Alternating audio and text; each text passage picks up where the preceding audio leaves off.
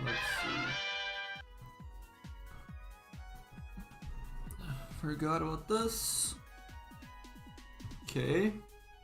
Watch audio is fine. Everything seems to be working except for my bitrate. Like, I've lost 53% of frames. How bad is the viewing experience? Can you guys even hear me?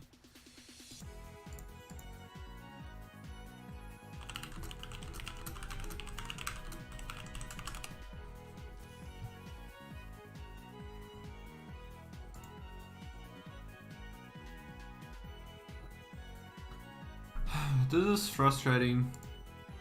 Definitely very frustrating. Career profile. History, replay, we're in this VOD. I'm still losing frames like crazy. Love it.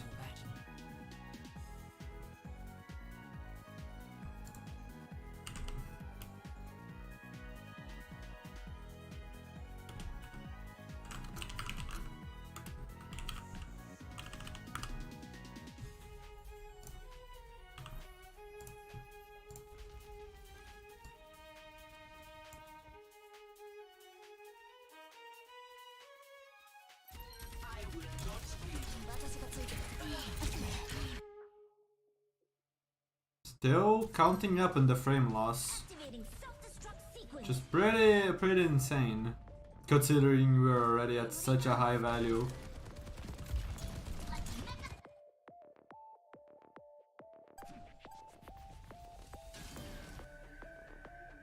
I think we were around here, yeah.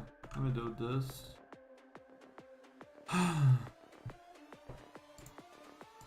Viewers will experience buffering. Yes, I know. I wish I was not losing this many frames.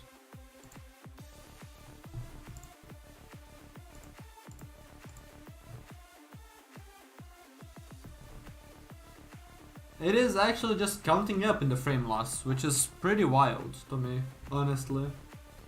Pretty freaking wild.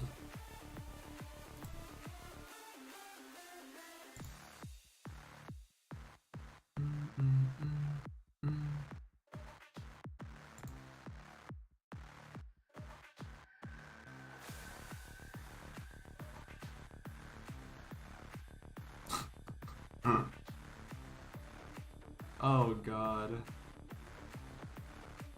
The buffering is insane.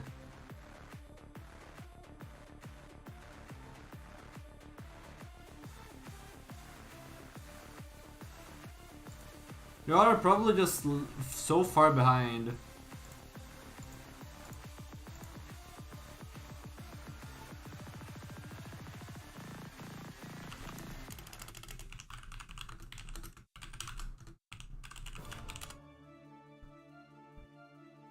Wait. Frames? Boss champ? Internet?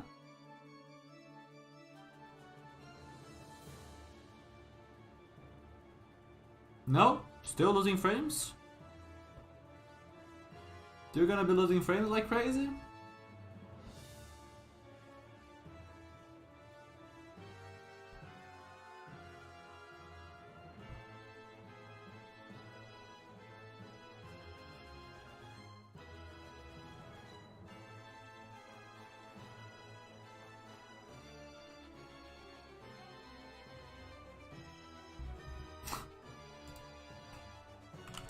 %, frame loss. Wow. This is honestly pretty wild. Let me just do a quick check. I'm going to play and check the delay.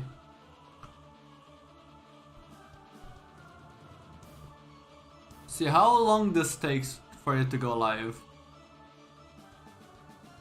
For it to stop being the Reaper screen. Because I was in the Reaper screen for a long time.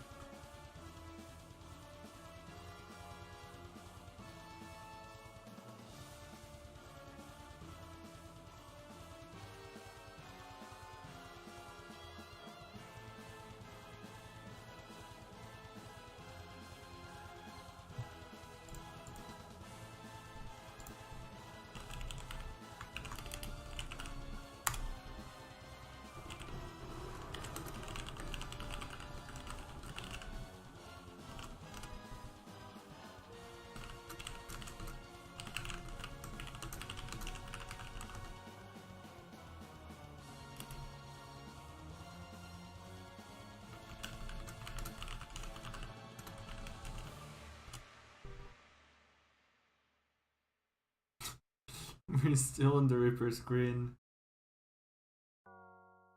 The bitrate is jumping and sometimes going into normal values, but it's still in the red. It's still showing frame loss, even though it is jumping to rates higher than what I set it to sometimes, because yeah, it is just a spike, right? It isn't consistent, so it isn't actually gonna be useful.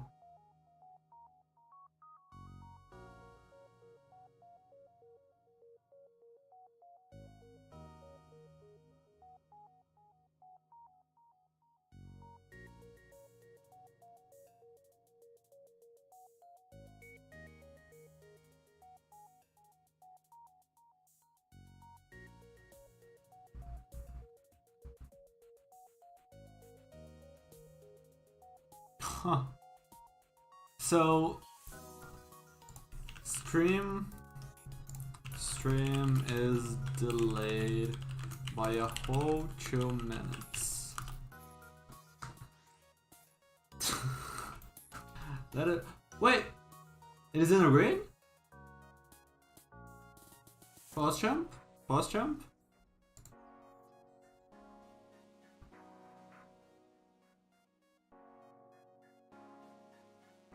Let me do a play here. So I move. We're finally in the green. Bitrate seems to have stabilized.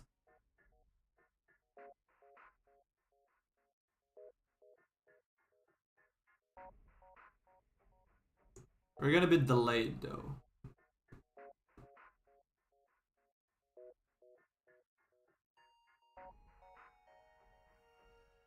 Okay, yeah, stream caught up.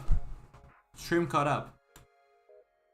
Which is good. I was gonna say, I think I could restart the stream if it doesn't catch up, but no, it caught up.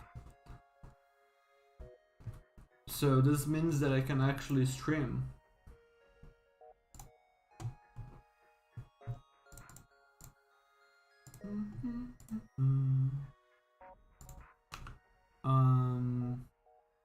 So now I don't need to open Discord yet.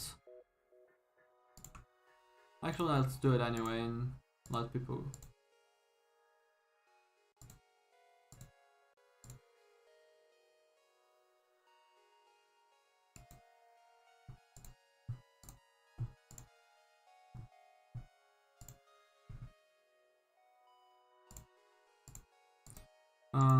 We seem to have passed the. Alright. How should I word this? The dropped frames or stream buffering seems to have stopped for now. Yeah, that's how I'm gonna put it. Go over here, VOD reviews.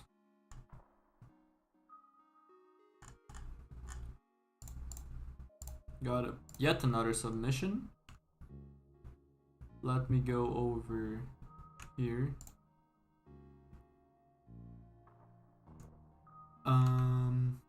Now stream is fine.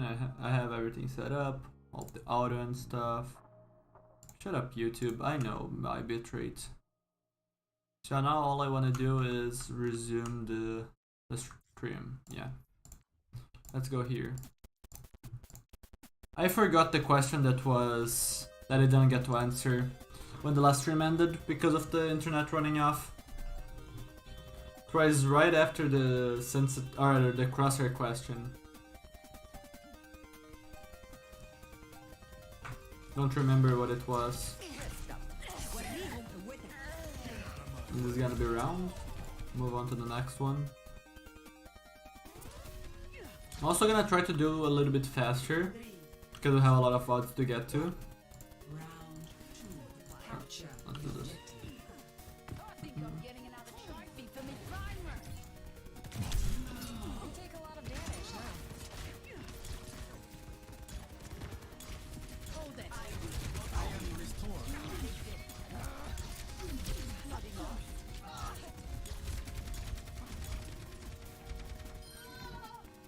The objective is now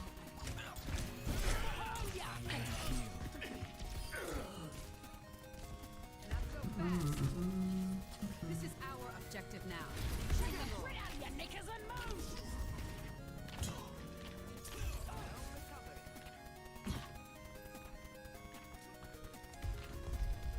Right here, the Lucio almost got the one shot on him. Still there.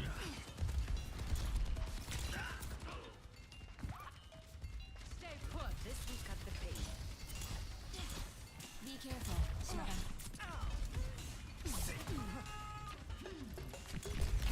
Show me what you're made of.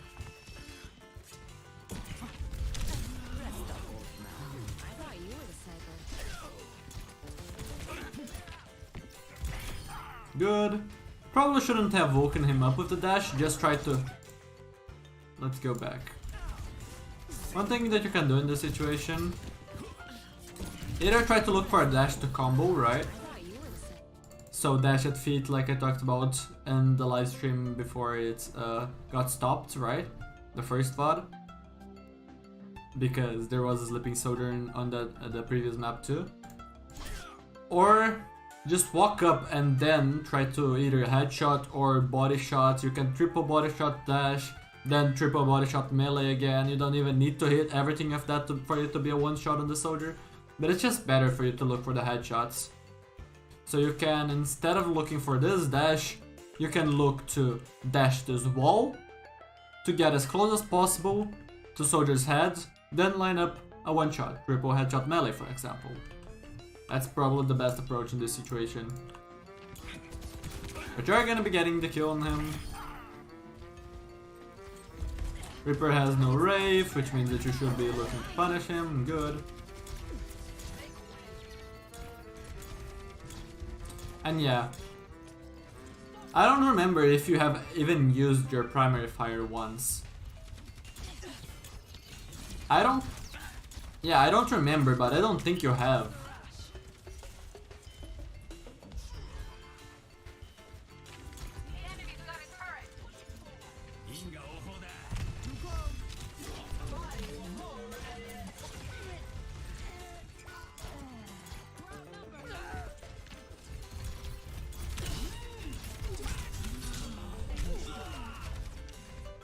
Yeah.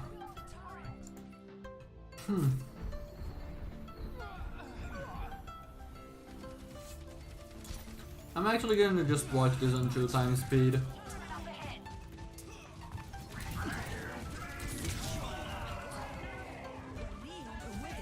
I feel like, considering that you are a new player and you are not aware of the existence of primary fire, right? Genji has two ways to fire: primary fire and secondary fire. One is better for long range, one is better for close range, right?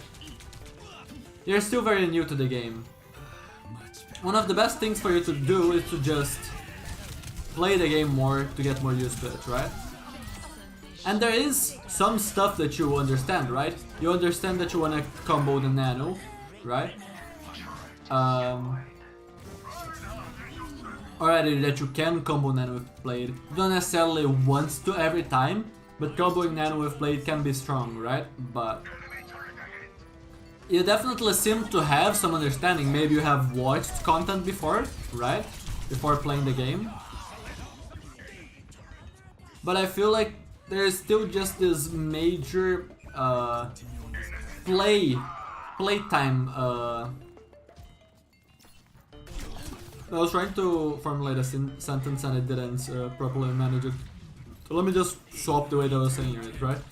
It feels like you're lacking playtime to understand the fundamental mechanics of the game, right?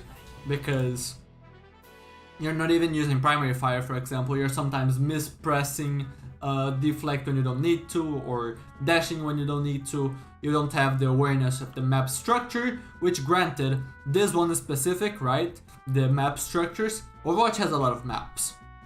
Having a lot of maps means that it is very tough for you to learn all of them. In other competitive games, let's say Apex. Apex, I think that has 4 maps, right? Sure, the maps are way bigger, but it's still very hard for you to just learn one map. Imagine 4. Overwatch has dozens of maps. It's very complex, right?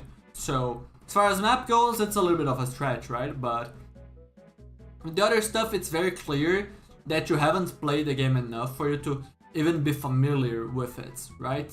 You have heard probably of Nanoblade or something like that, but you need to play more to get more used to it, right? That's one of the main things. With that being said, the second Nanoblade that you did, it's the same thing. You don't use your dash before the blade you pull off, right? So when you pull off the blade, you're going to be getting a dash again. So you can just dash in, pull out the blade, then you get another dash for free. There is no reason for you to not use the first one, right?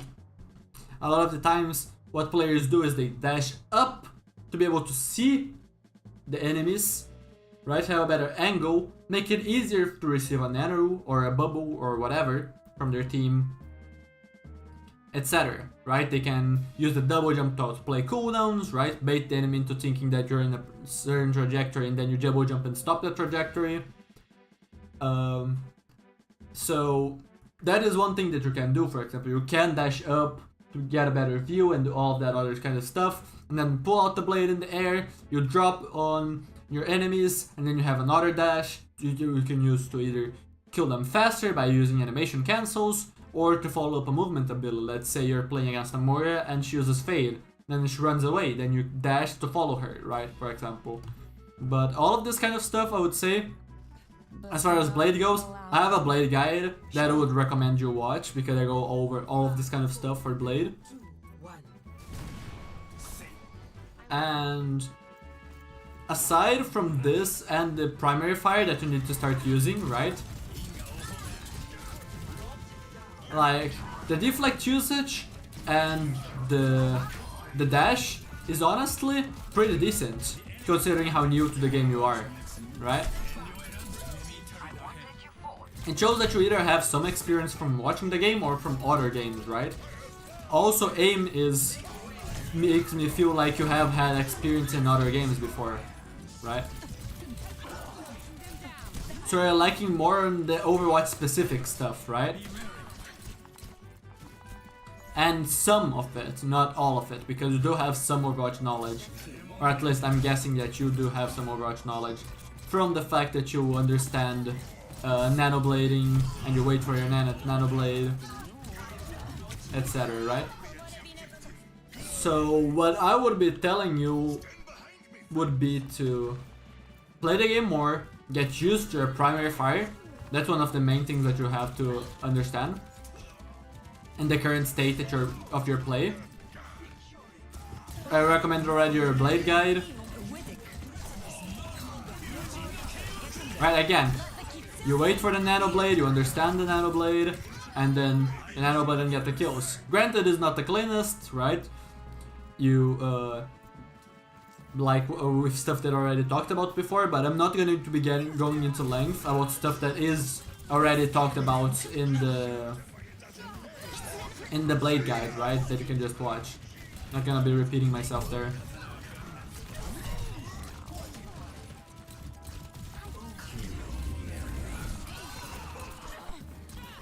Ooh.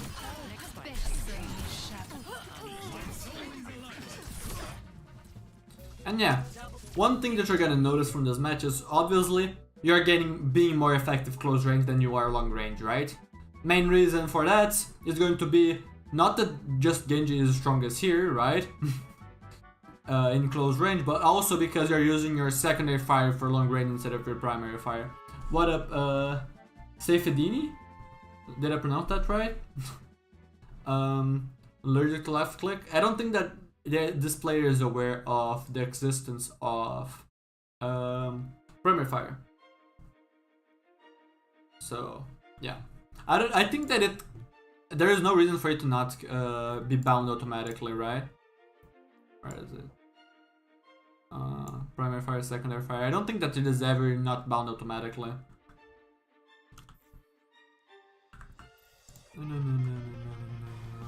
But let me go into the practice range anyway. Let me go here and do this. Mark this one as done. It was a mess, but I'm gonna mark it as done. Here, here, here, here. That's not the character I want. Genji, right? I'm hitting headshots. This is still very ineffective, right? Of the effective warrior. Now, primary fire. Much more effective, right?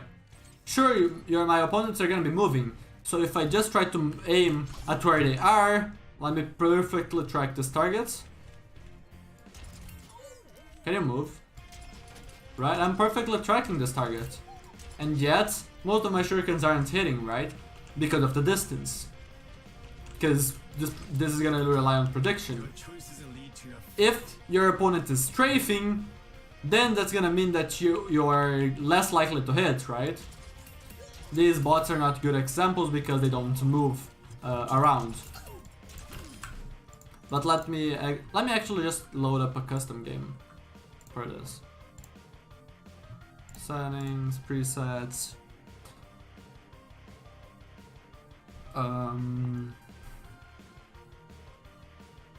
Where is it? I think I saved it, right? Wait. This code wasn't here before and then I... Weird. Whatever. One thing to be aware of when you're using your primary fire, right? I'm going to try and perfectly track this BAP. Since this BAP... Need to try to get away from some bots, right?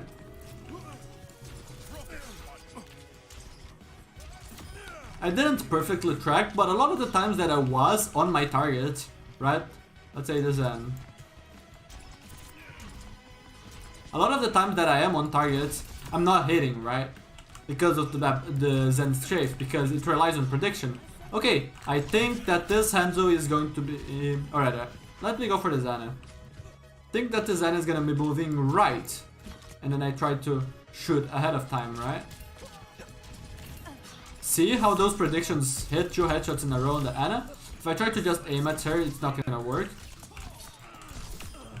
So primary fire compared to secondary fire is gonna be very weird. A lot of players think that they don't get to hit them because they're not skilled, when in reality they have to be going ahead and predicting their targets.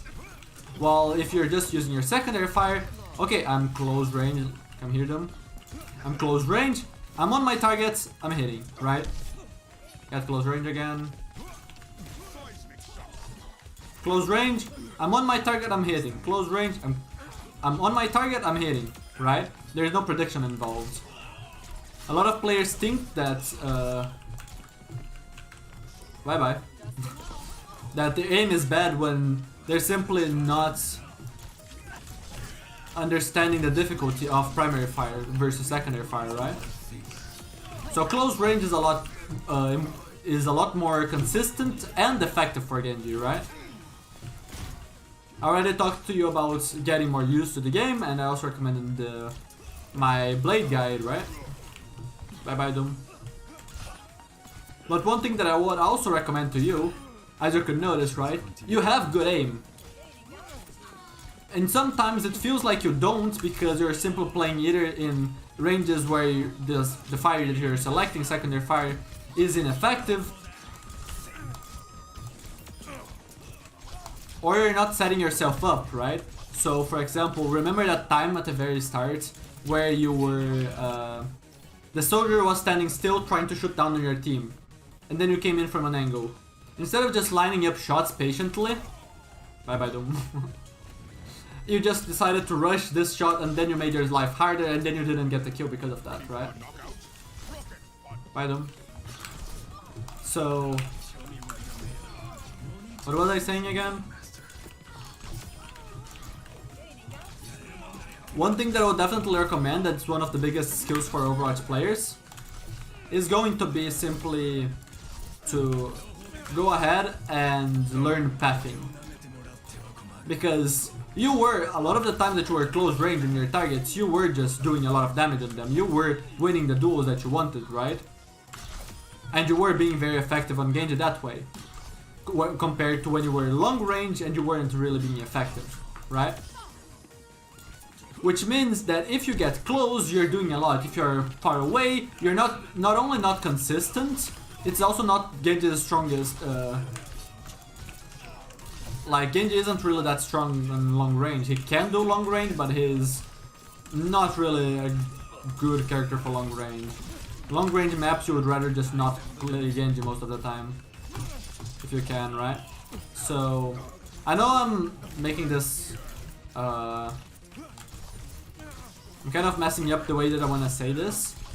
Especially because I'm also playing at the same time, right? Because I was trying to make an example. Let me just stop. Pause. Yeah, there we go.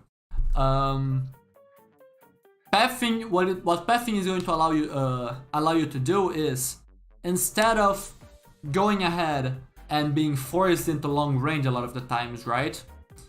Where you are not very effective, if you get close, you are being very effective. So if you get yourself to be close range to your enemies, right? Which I like to call setting yourself up for success, then you're going to be able to do a lot, right? Does that make sense?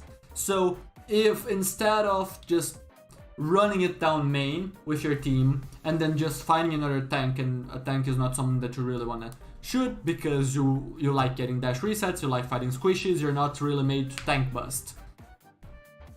Instead of going main, imagine that you go on a flank. You flank around the enemy team, then you find the enemy backline. Squishes. Unaware, you have your cooldowns available, you shoot them close range, you get eliminations, right?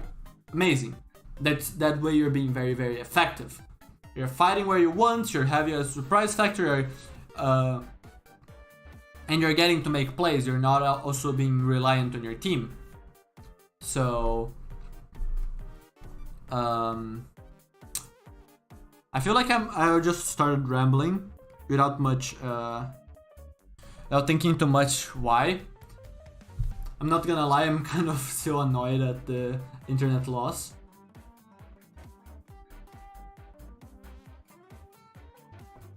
But TLDR, play the game more to understand more of the Overwatch specific stuff.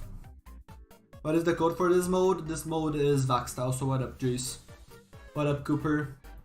Yeah, sorry for answering this stuff late. I need a mental reset.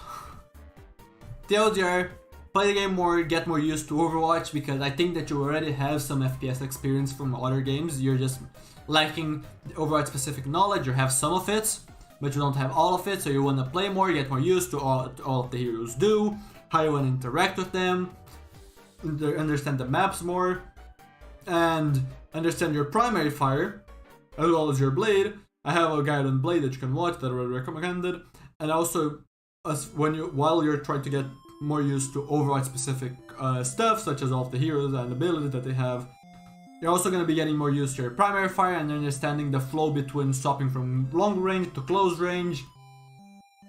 Because I liked your deflect usage a lot of the times.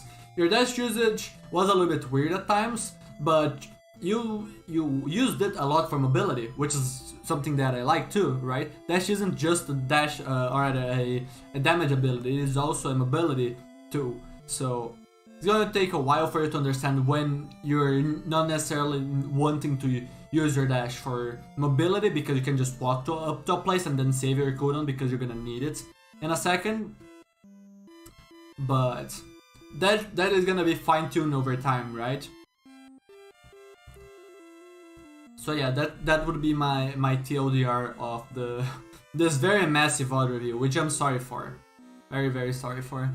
I just got mad at the internet loss, and then I just started rambling. Selected which VODs to do.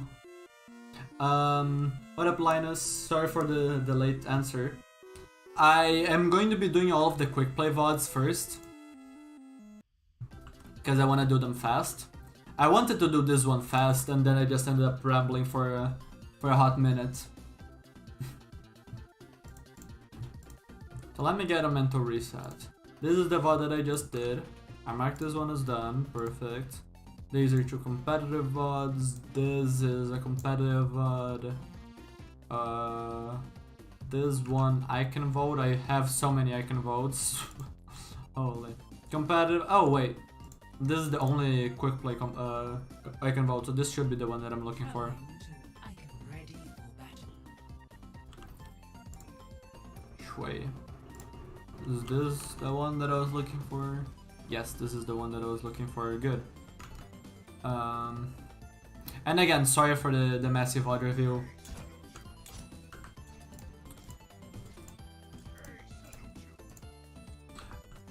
Did I get around to just recommending the pathing guide that I made?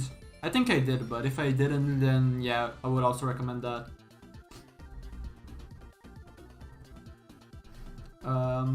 What up, the Boyd? How are you doing? Is that how you pronounce your name? The Boyd? The Boyd? Or no?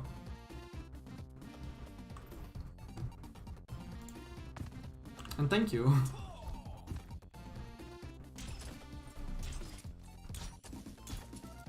Justice delivered. The world is a dream not yet realized.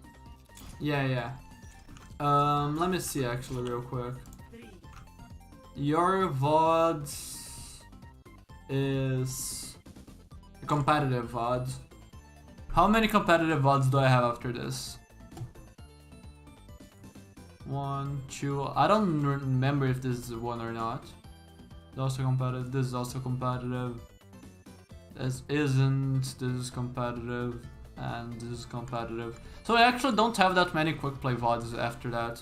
So we can start competitive. And then before you, there are actually quite a few players that submitted before you. So I don't know when exactly I will get to your VOD, Dunde. I don't know if that's how you pronounce it.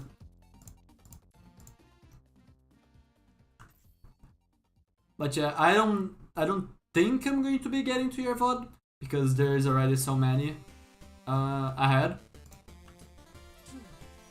So I'm gonna be first dealing with the quick play ones and then going over the competitive ones in order for the people that didn't get VOD reviews yet, so...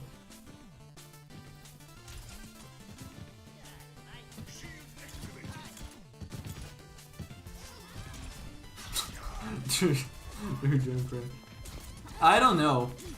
I think the VODs might get deleted. But I also... One thing that was weird, and right before stream I was gonna open Overwatch, right? And then I saw something that really worried me. I saw a patch. I saw that the game was updating. And then I was like, uh-oh. I didn't get to even review a single VOD before they all get deleted. That's gonna be disappointing, right? And then I open and then I check that the replays are still there. And the warning for a patch that should be in 2 hours from now is gone. So I don't know if they just took the patch that was supposed to be in 2 hours from now and decided to do that way earlier because of the issues with Bastion and Torbjorn and stuff. I don't know if that's what happened or if they're still gonna go and do that, that patch. And I don't know if that's gonna be a patch that is going to be deleting replays or not. Because they're doing so many patches repeatedly. I don't know if those patches are just, let's say, hotfixes that they don't get to delete the patches or not. But anyways, I'm trying to just get to as many VODs as possible before. Which is why I'm trying to just do the quick play VODs real quick and then move on to the competitive VODs where I'm gonna do a bigger analysis.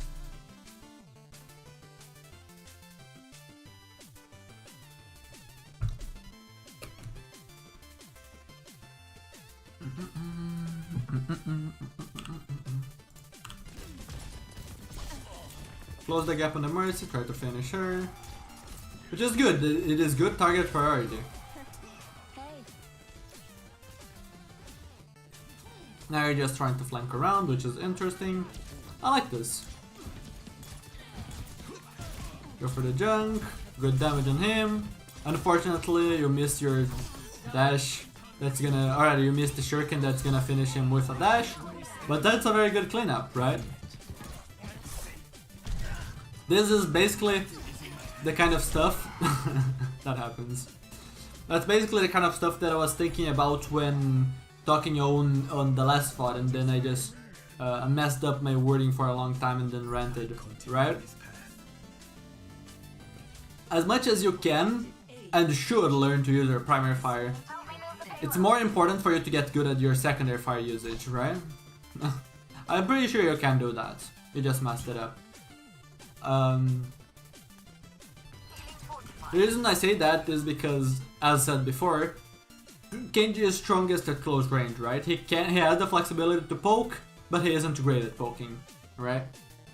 That is literally why I have this name, HarmlessPoke, because I main Genji and I was looking for a name swap, and then I was thinking for a long time, and then this is what I ended up landing at, because I don't know, don't ask me too much, but Genji has poke that is very harmless. It's not supposed to be a cool story, don't worry. But ooh, nice. And even if you lose this duel, I think that is definitely just fine for you to do this. Because this Genji is very far forward. If you punish him, this skill matters way more for your team than it does for the enemy team, right? But yeah, just finishing up what I was tying up with the last replay, right? You were not using your primary fire, but if you have good aim, if you can aim your secondary fire, and if you set yourself up for those close range duels, assassinations, whatever, then you're gonna be doing a lot, right? Which is why I mentioned pathing, or I tried to mention, and ramboed.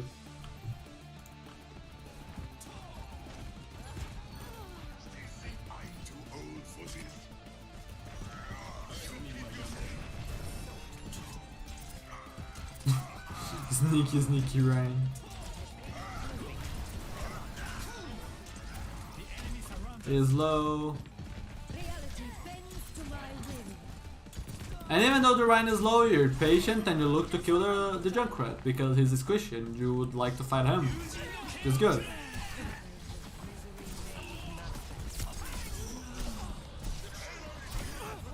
And some mechanical problems here, but I really like the intention that you had, the idea that you had with the small little flank around and then look for the backline, ignore the tank and everything. Right? So just making sure. Yeah. New player, but you can already see a contrast to the other VOD, right? And at least I would consider, I don't know how many games each of you played, but this feels like you played more Overwatch games than the other player that we just reviewed played. So you're a little bit more used to Overwatch. Quite. And even if there is still some clumsy application of stuff, so for example, at one time you were 30 HP, here, there's a mini, you can take this, be half health, right?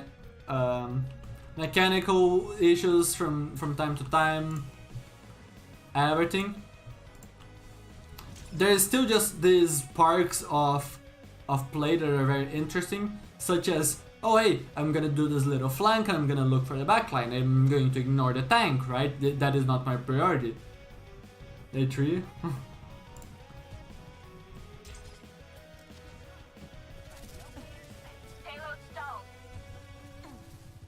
here.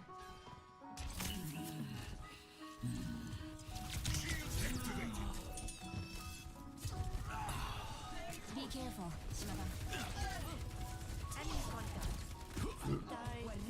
You can just walk climb the high ground if you want. Yeah. And just as I said about the stuff about ignoring tanks, that you decide to wake up and then Orisa. It happens. And then you're dashing here. Again, probably just better for you to walk climb top. What are the enemies gonna do about this? Maybe the Sojourner can jump top. Yo, Wimpy, thanks for the sub. Maybe the Sojourner can jump top. Orisa doesn't have vertical mobility. Mora actually has vertical mobility. I don't know if she can make this jump to the high ground. Maybe she can, especially with the payload. Yeah, she probably can get to high ground, but I don't think that, unless that this Moira is just in a weird matchmaking and she isn't a new player, probably isn't aware of this jump, but that's besides the topic, right? The Ana doesn't have vertical mobility, so you having high ground gets you to avoid at least 2 of the enemy players, and 3 of the rest that could get high ground with mobility instead of just walking up to it, right? Would require a cooldown for that, while you just have passive mobility that allows you to get to high ground, instead of just having to take this route around. Granted, if you're gonna be looking for a flank, then the high ground would let the enemy know, but you just blew your flank the moment that you started shooting, right? And lost the opportunity. But yeah, you're gonna get a good kill on the Ana, even after just telling her that you were there with very harmless poke.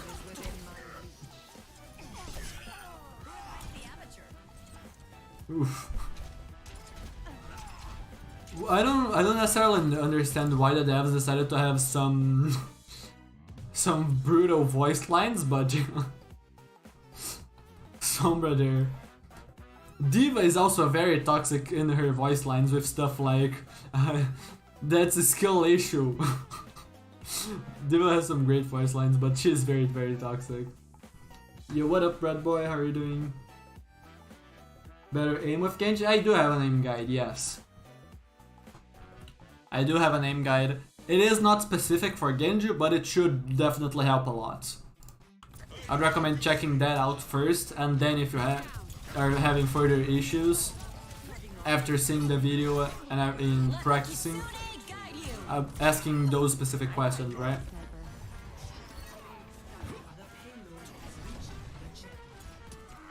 No problem.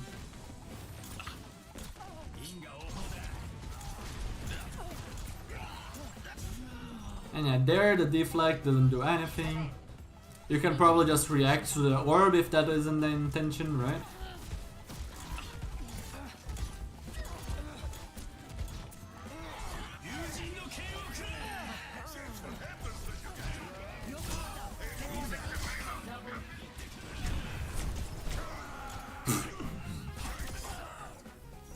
And that's gonna be a...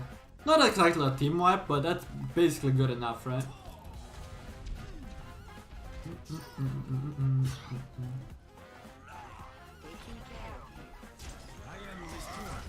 Also, Trey, if you are a new player, how do you have this skin? How do you have this skin, Trey? Because I'm pretty sure that this skin... Actually, I don't remember exactly the requirements for it. I don't remember if it was watching contenders or if players just got this skin for free. As sort of a promotion for contenders. I don't remember. Both of them. You got both of them. Whenever you buy an Overwatch League skin, you get both the normal and the away version, right? If it is not a custom skin for, hey, an MVP player in a certain year, right?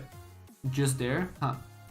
So I guess they just gave it to you for free, because this they did a while back, and considering that it's now Overwatch 2, I would find it interesting that they would keep this and just give this for free still. But I guess it's interesting, right? Genji is a famous character, and even though they don't support contenders that much, and there are all of the issues related to that, and I don't want to get into. It's definitely an interesting move for them to just give this skin for free. It helps promote contenders, right? Even if it's very little promotion. What up, Jonathan? How are you doing? Free giveaway for everyone? Yeah. Between casual players and pros.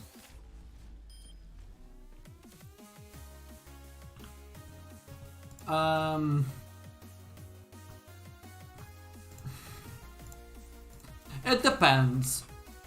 So for example, I would definitely separate pro play from ranked. I don't know if I would separate high rank to low rank.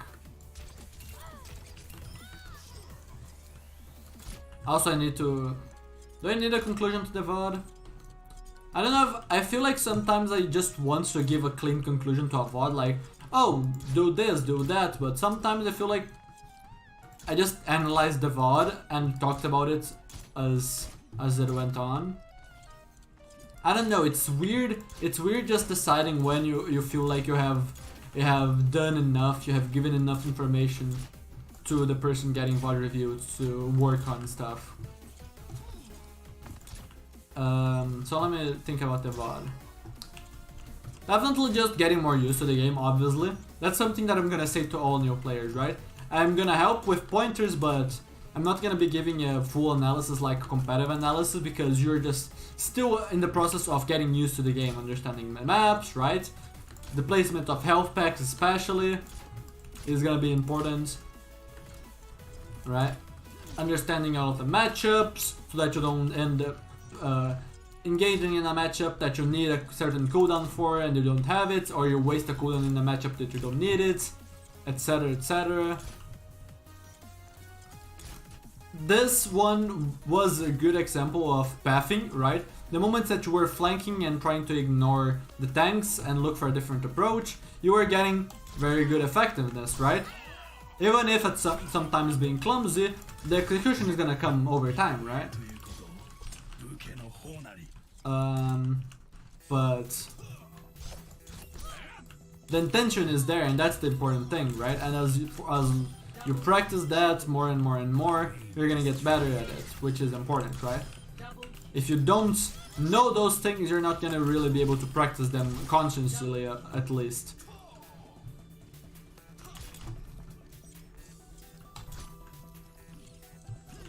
He rarely flanked. That's also because of the way Necros plays specifically. I feel like Necros is a hyper-mechanical player. That's how I would describe it.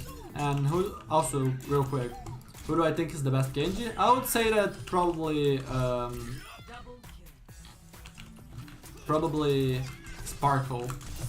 Because in 2020, when Genji got really buffed, like by a lot, so people started calling the Giga Genji.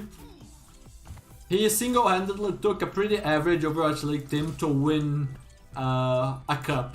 I think it was a cup, right? I don't remember what it was, what the name of that cup was. I don't think it was a playoff. Maybe it was a playoff. I don't remember. But during that time where Genji was Giga buffed, Sparkle single-handedly took one average team, Overwatch League team, to winning that playoff or cup or whatever.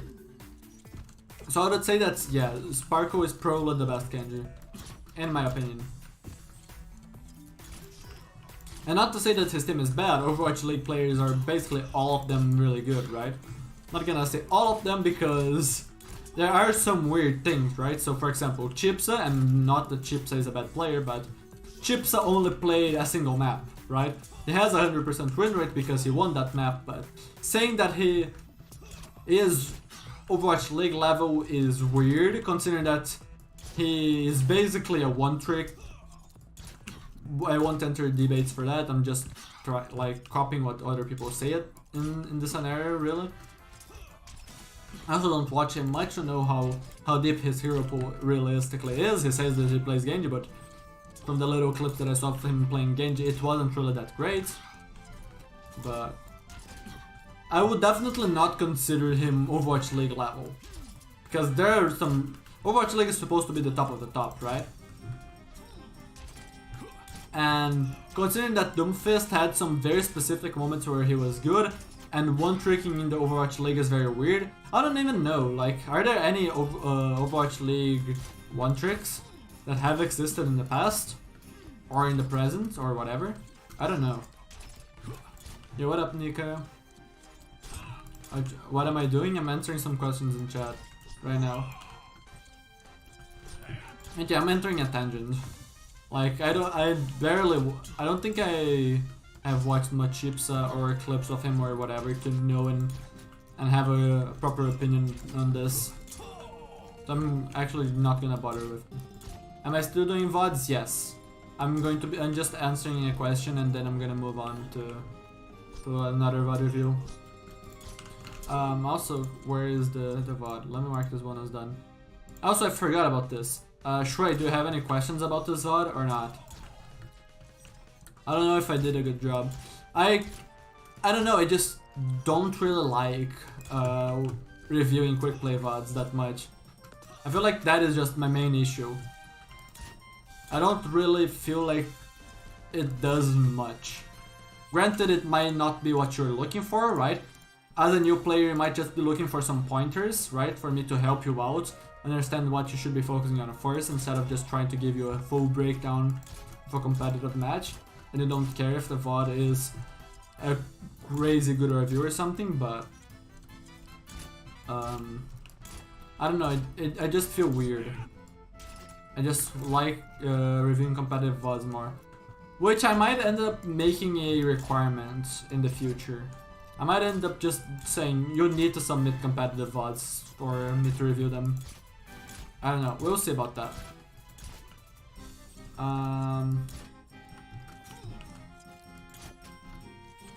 Supposed to be Masters, but I got placed in Plat 1. Well, considering that everyone is dropping, if you submit it, I'm gonna be considering it as a Plat 1 VOD, unless you decide to just climb back to Masters and submit it then, right?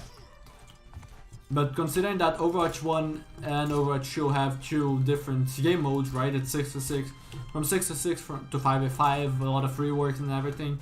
Just saying that you are the same rank as you were in Overwatch 1 isn't always the truth, right? So I would, in that case, I would like to take the submission as Plat 1 instead of Master, right? Hey Poke, I was Doom main and I started maining Genji now in AO2. I found your channel and I am improving a lot. Currently having 70% win rate, went from Silver 4 to Plat 1 in 1 week. Keep the good content, hug from Portugal. Thanks for the $1 tip, Nico. And I'm glad to hear that you're improving. 70% win rate, damn. That's pretty good. That's better than my current win rate.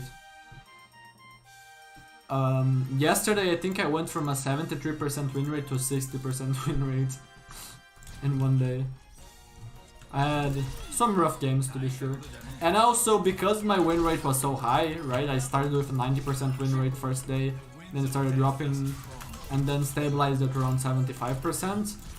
Wins are gonna matter less for the win rate than losses are.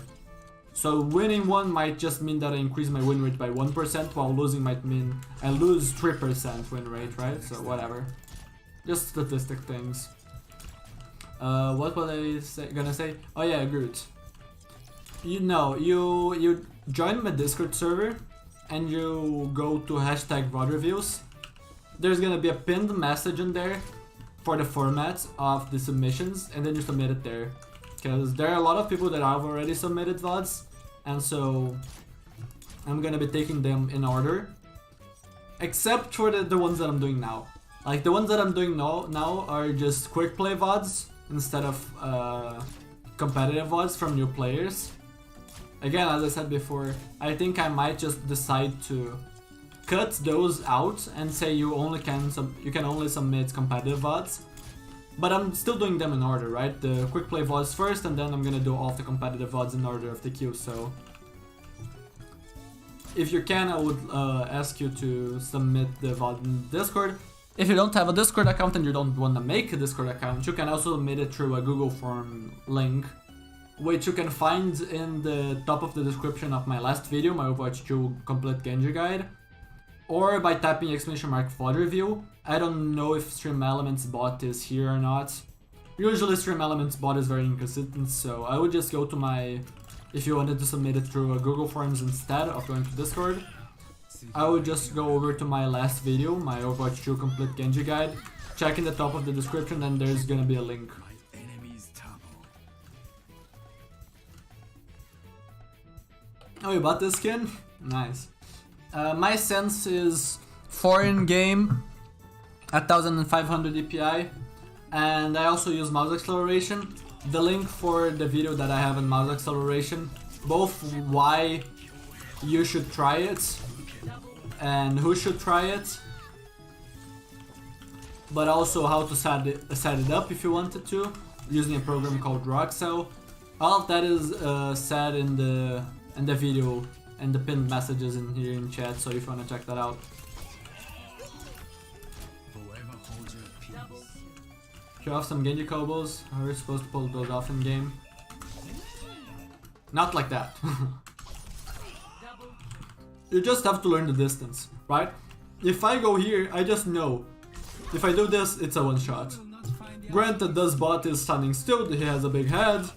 And in this case, I almost missed the combo, right? I just have a feel basically for the distance that I have to be in to be able to land them. And there are also some tricks you can do, such as this, right? I missed this one. But you can dash at feet and try to look up. This one is a 167 damage combo with only body shots. If I do further up, I can one shot with 254 damage. If I hit all 3 headshots, right? Do I jump after dashing? Sometimes I also do jump. Sometimes I do this. Right?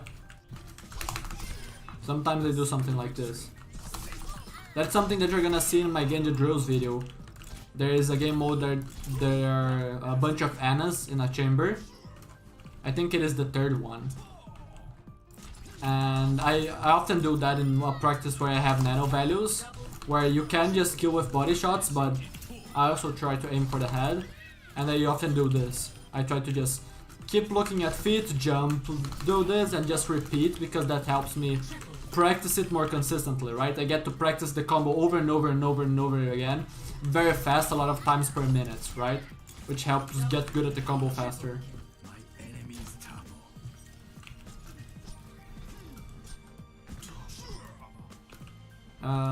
What do you mean, TJ? I don't. Sorry, didn't understand the way that you sentenced.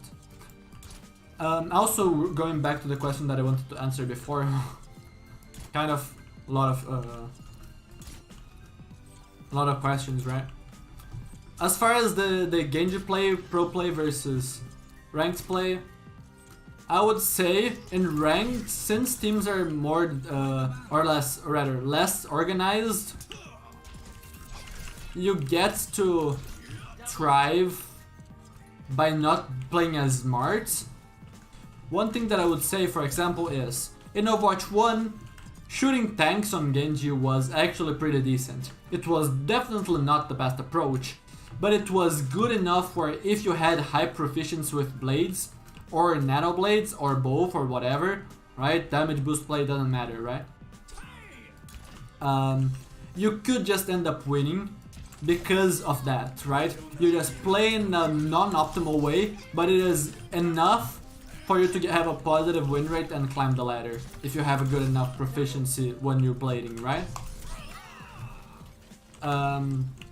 Nova 2, that isn't really the case, because tanks now offer less ult charge, and there's even more of a reason for you to ignore tanks now that they're super powered. But what I was talking actually before about teams being less organized, oh yeah.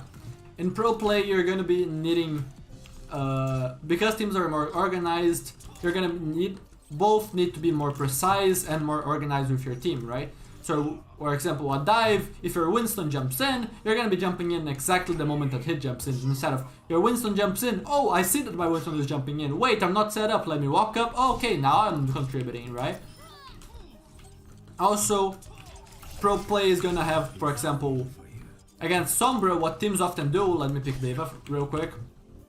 Against Sombra, while she's invisible, if she takes damage, right, she is going to get out of stealth. So if you know that you're against a Sombra, and I know that Sombras often go through this types of path, I as Diva will be doing this. I will be just spraying everywhere and hoping I hit Sombra. This is called spy checking. If I hit a single one of these pellets, the Sombra decloaks, right? So let me quickly go over to Sombra to show. There are no secrets. Right? Stealthed, if I just go here, I'm out of stealth, right? So that's what the divas try to do. And so in pro play, teams are gonna be more, are gonna understand strategies better, be able to execute strategies better, they're going to understand the map better, they're gonna have better compositions, right? They're gonna be running more synergistic stuff because it's a pre-made group of 5, right? Instead of just being randoms. It can be just a stack in ranked up until GM, right? And GM you're gonna have to duel. But usually it's not gonna be a stack, right? In ranked. Usually it's gonna be randoms. And so, because of that, ranked and pro player are gonna be different for Genji, I think.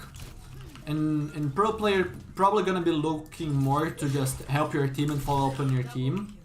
And not so much as setting yourself up for success alone and trying not to rely on your team. Because that's what I often try to do. I don't know if my tank is gonna be good or not, especially nowadays.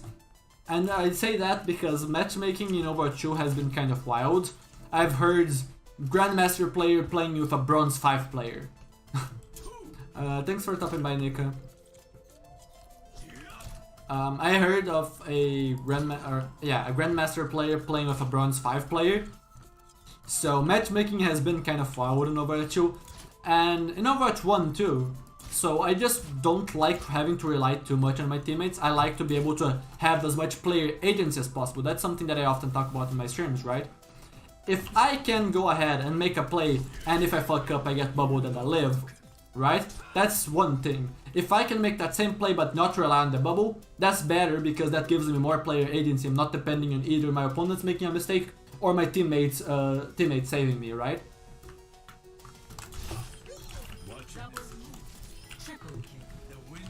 So that's why I think that in ranked you can very much play in a much more solo play style, and play styles that don't necessarily work in pro play, because in pro play they're gonna get punished, right? So for example, if I try to just play really hyper aggressive, right?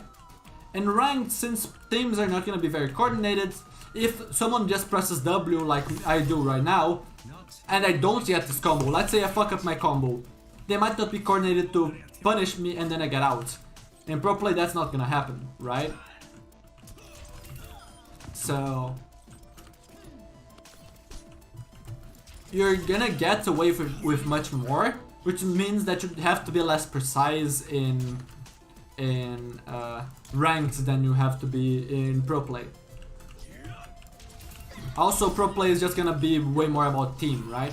So I would summarize it as ranked is a lot about solo play, while in pro play it is a lot about team play. So someone like Necros, for example, if Necros tries to play the exact same way as he does in pro play, it is not gonna be working very well against coordinated teams. Maybe if he plays against a non-coordinated team or his skill is simply higher than the enemy team, even if coordinated he's gonna get value, right? But it is also susceptible to inconsistency. So if he looks for a combo and he doesn't land it, right? Oh, I missed the combo, what am I gonna do? I'm dead, right?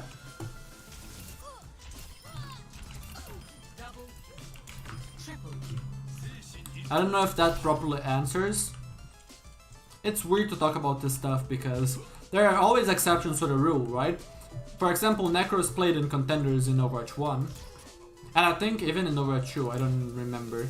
But his team isn't really a team that is screaming and trying to play very coordinated, from what I understand.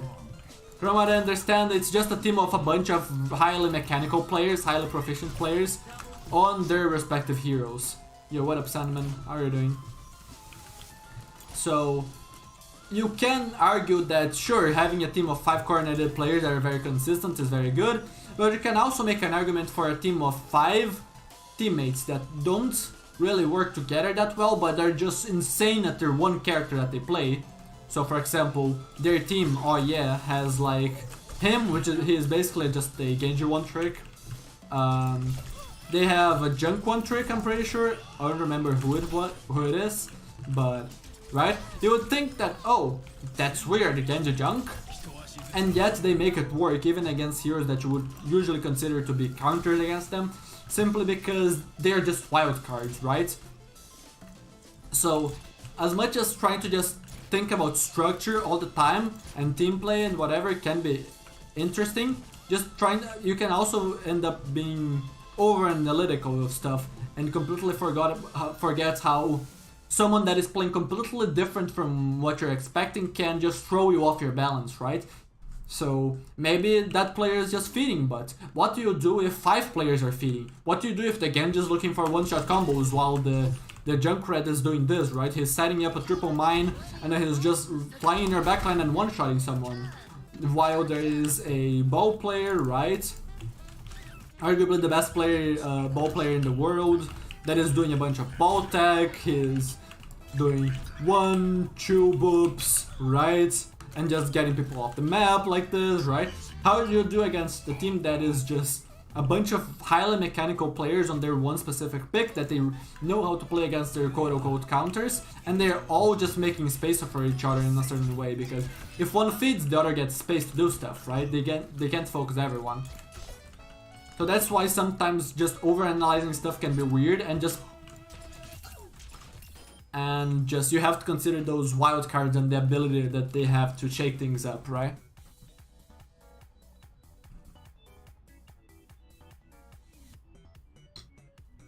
Yes, DJ, I would say so. In Overwatch 1, Genji didn't see too much playing high level because of the balance of the game. But as far as Overwatch 2 goes, I think Genji has always been seeing play. Sometimes more, sometimes less, but I think that he has always been seeing play. If you want to watch like the highest level of play, you should probably just go over to the Overwatch League. And there are some teams running Genji, even after the Junker Queen nerfs, where Genji was basically a staple pick with Junker Queen.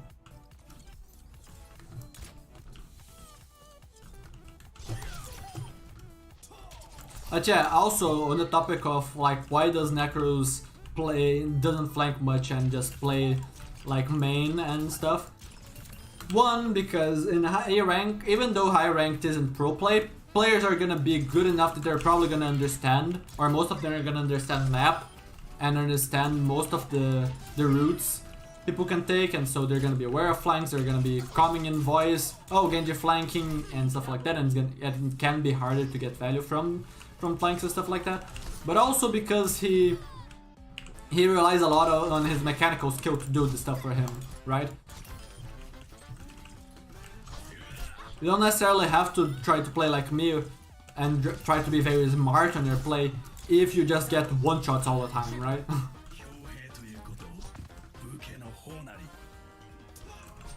What are we talking about? Stuff such as pro play versus ranked play for Genji, right? How does it differentiate? Why do some players play Genji in one way while others play him in other ways, right? Also, one of the reasons why I don't focus so much on mechanical skill and I focus more on trying to be smart is because for years I was forced to play on high latency, right?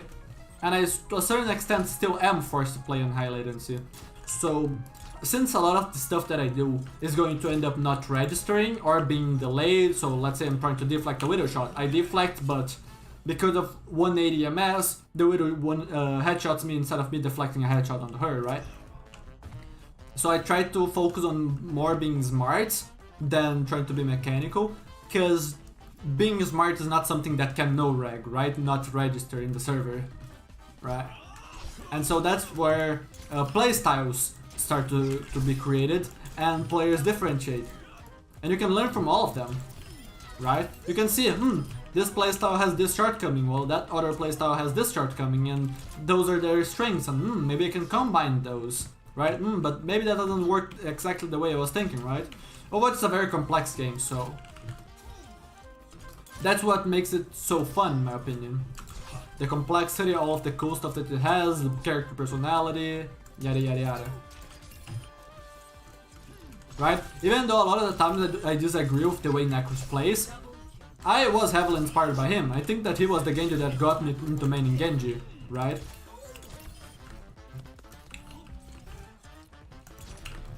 So it's not like I'm just trying to go ahead and say no, don't watch Necros, don't do the stuff that Necros does or whatever, right?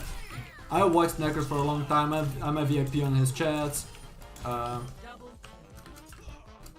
and we just play a little bit differently, but I got a lot from him, right? I learned how to be fast because of him, because of watching him and just being inspired by his stuff. And I also learned a lot from him, not just because I feel like I personally try to play smarter than he does.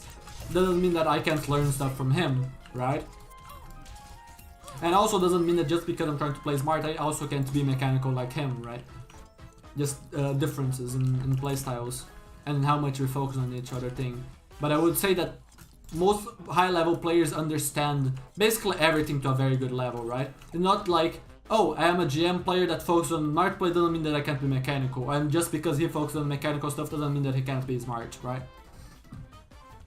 I do also think that he purposefully doesn't play as smart because he's trying to put on a show for his stream, right? Because he is known as to be the fastest Genji alive, right? So he's always trying to just be doing these big pop-off plays to show off clips and stuff, and that's what his content revolves around, right? So I think that he also tries to focus on that because of his identity, right?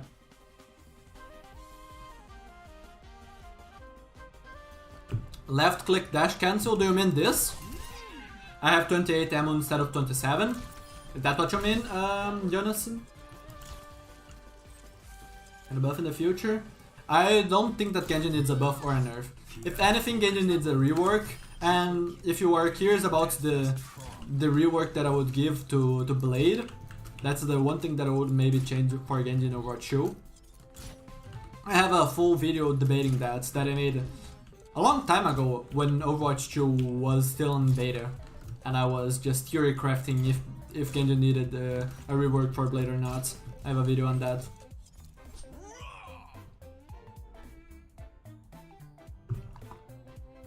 I think that you're like conserving ammo like that is just weird. Let's do one use. I feel like one time where it might be useful is where, let's say, you have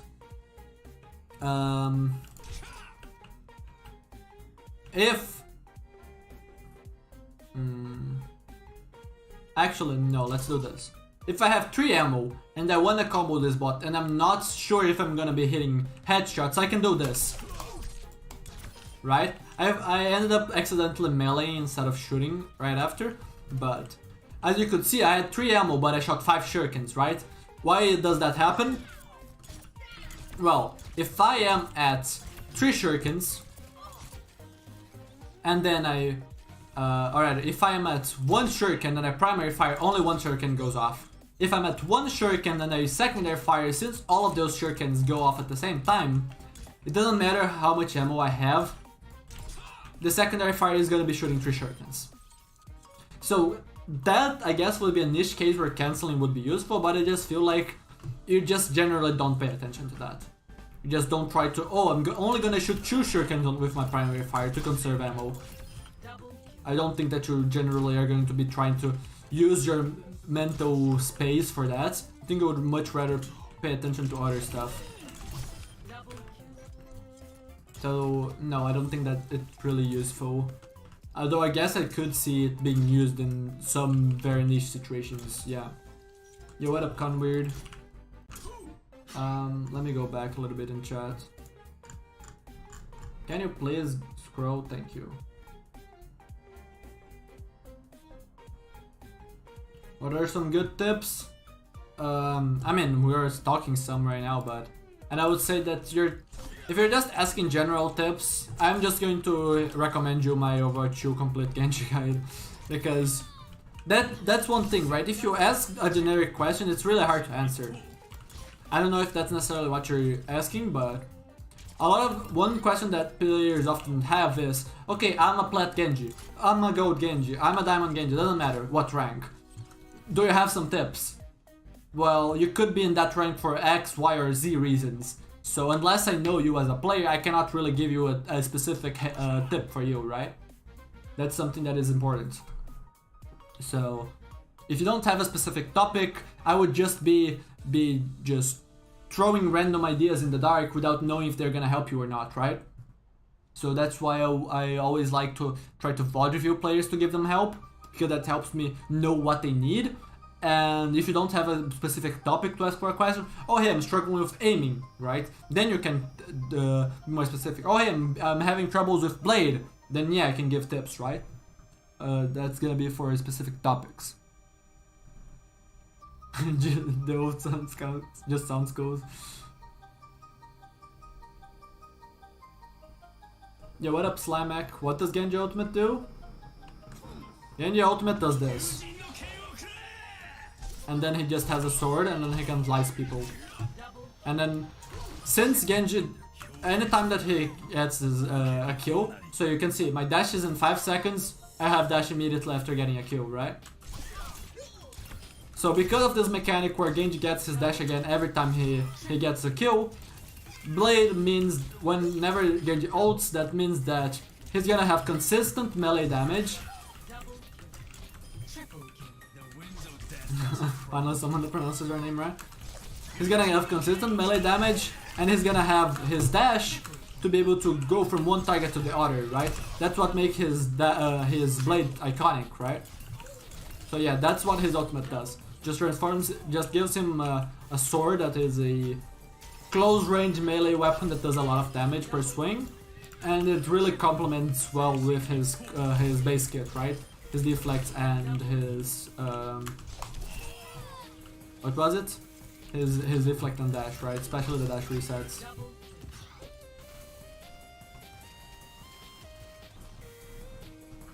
Dies faster than every other character.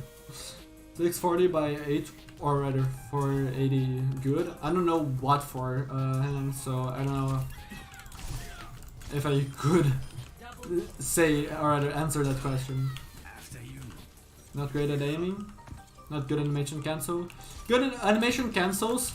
I would recommend you my drills video from 2021. I'm also working on another version, 2022 version, which is gonna be releasing in the upcoming days. I don't know exactly when. Still have to finish the stuff to send to my editor and then have him add it. But that is like top priority as far as videos goes for me to release. But most of the codes that I have in my Grandmaster Genji Drills 2021 edition work, and I would recommend that. The main way for you to be getting good at the combos is going to be for you to simply be practicing them over and over again, which is why drills are good, right? This I could consider a drill, right? Although the distance is basically perfect, so I don't have to do much, I'm still doing some micro adjustments every time I flick, right? Let's say I'm trying to combo this tracer, but I decide to put my crosshair a little bit off. I can trying to flick this. I can just think about different ways for me to do this. Okay, maybe I practice this, right? Where I flick downward. Or maybe I wanna practice an upward flick. The important thing is that for you to get good at it, you just go ahead and do it fast, right? You repeat the same action over and over and over and over again for you to be able to just have the highest learning rate, right? Because you can practice in game, but you're gonna have very little time to do so in game compared to just being in a controlled environment where you just get to dash it over and over and over again without any downside, right? If you fuck up. Yo, what up, Nazib? How are you doing?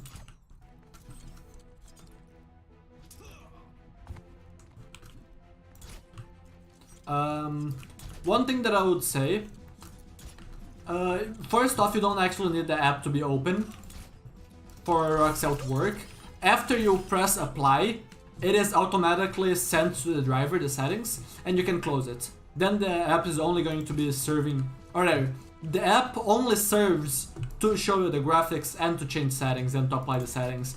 After you apply the settings, what is doing the work for the mouse acceleration is going to be the driver that you install.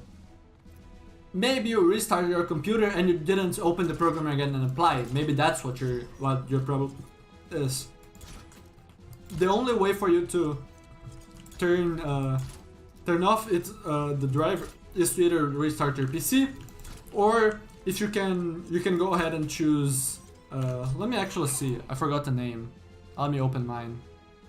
You go over to the off option for graph, and then you put your sensitivity at 1, and then you apply. right? And then with that, you're gonna be able to get a normal sensitivity, right, without acceleration.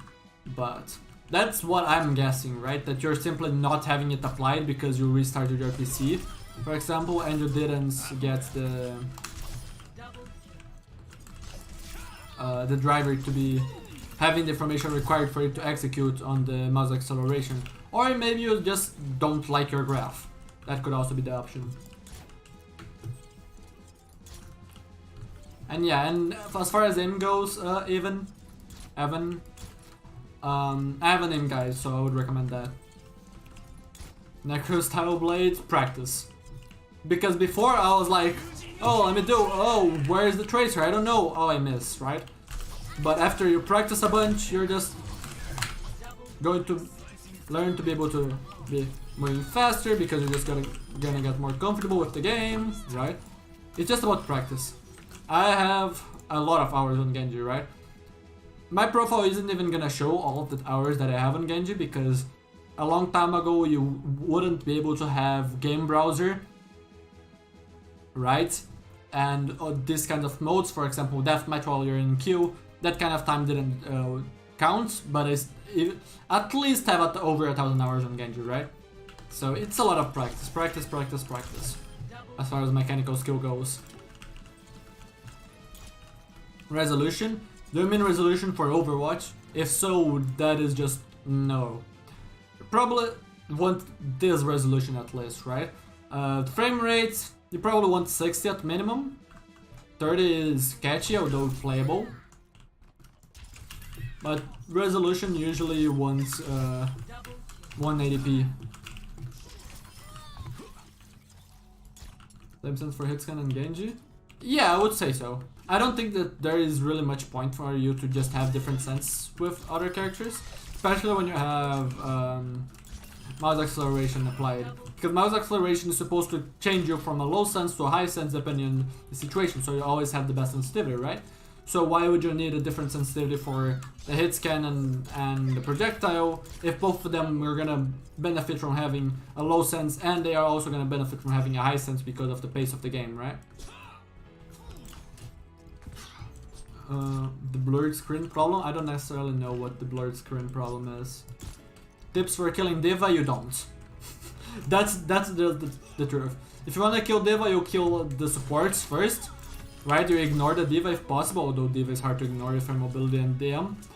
And then after she doesn't get support, then you can kill her. Because she's just way too tanky. D.Va is one of the tankiest tanks in Overwatch 2. D.Va also has a second life on her ultimate, so D.Va is very tanky.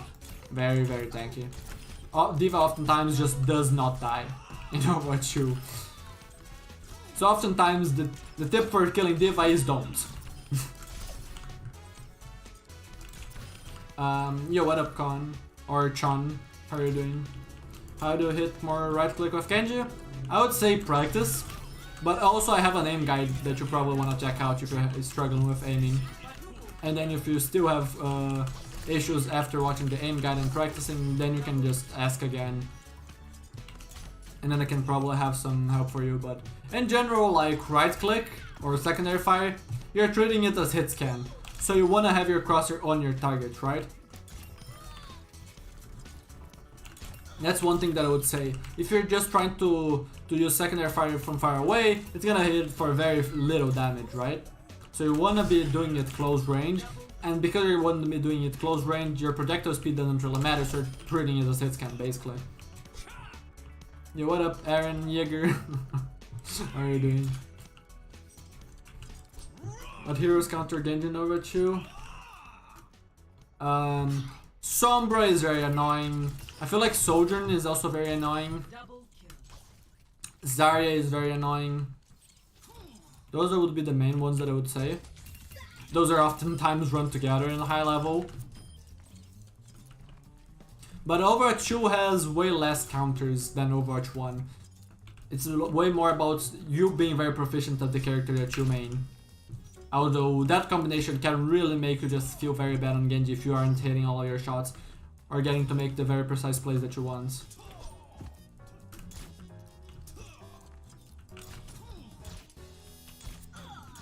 What up, Kilgore?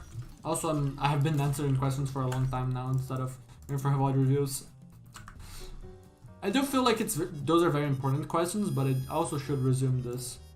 Replays, what is the next one that I want to do? Unranked. This one is a tank review. Let's see.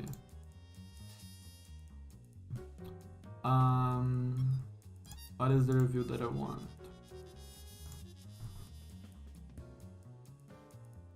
I feel like I want to focus on Genji for now.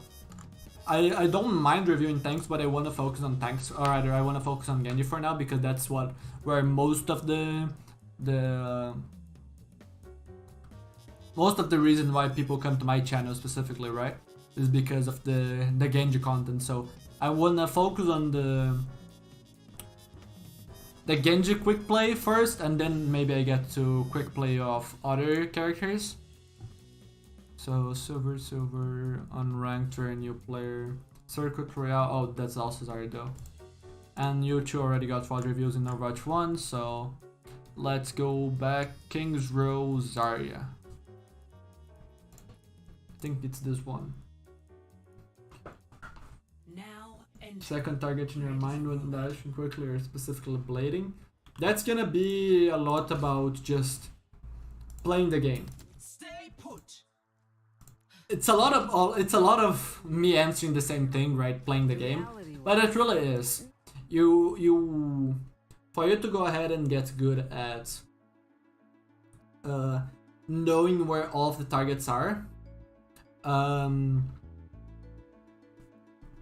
Excuse me.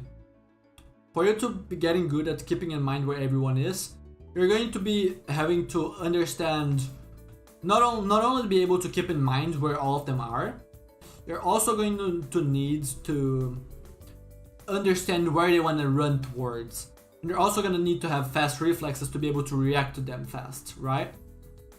So, for example, if I'm blading and I dash to one target and I kill them, and I see, well, during the dash, I see that there's a player to my right, I might look there right after and dash there. And if they're still there, if I was fast enough, right, the faster that you are, the more correct that your visual idea of where everyone is gonna be, right? Because they're gonna have less time to move around. And then during that dash, if you can see where the players are moving, then there's less guessing that you have to do, and your decision becomes more accurate. So it's very tough, but it's very doable if you understand where enemies want to run towards, and you can predict them, or you react fast enough and see where they are during one kill, so you can already planning for another kill while you're going for one, right? So you're thinking in the future. You're seeing where they are as you're moving.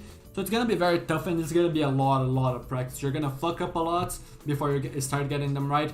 And even being a very good Genji, so let's say Necros, the one that tries to go for this type of play, this type of flashy, really fast blade the most, is still gonna miss sometimes, right?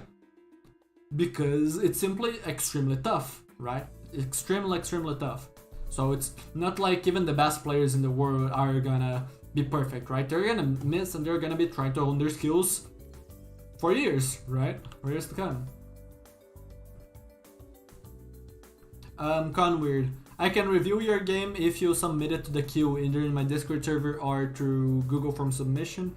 Exclamation mark VOD review for that. If the bot isn't here and doesn't show up with the commands, then you can go to my description. There's my Discord server in the description of this stream. You can also find the Google Form link in the top of my latest video description, my Overwatch 2 Genji guide. And then you can submit it to the queue. There's a format of submission that I ask for. So I will not just take any VOD from chat and immediately plug it in, because one, the queue, and two, I need more info, such as player name and stuff like that, right? Yo, what up, Doc? How are you doing? What up, Woo? Woo the Poo? How are you doing? On our character that you like? Yeah, and I don't think I'm gonna focus only on Genji, but there is still a lot of Genji related content that I want to focus on first before trying to do other stuff. Because, for example, I played, or rather not Genji, I played tank to a Grandmaster / top 500 level in Overwatch 1, right? I feel like I could have gotten my tank to a way higher rank than I could have with Genji in Overwatch 1, because tank is less affected by latency because of the characters, and tank is also just way more, has way bigger impact in the game than DPS has. And also, if I wanted, I could have climbed my support to Grandmaster. I climbed it only to Master, but it's not like I can't play other characters and I couldn't make content for those, but making content is time consuming, right? I only have so much time. So stuff is gonna come in the right time, right? But for now I'm trying to focus on Genji content because that's what I like the most, I enjoy the most, and I also feel like I have the most expertise on. Yeah, we're gonna be doing a tank VOD review now because I just wanna finish the quick play VODs first and then move on to competitive VODs, because I'm gonna review quick play VODs quicker than I'm gonna review the competitive VODs, right?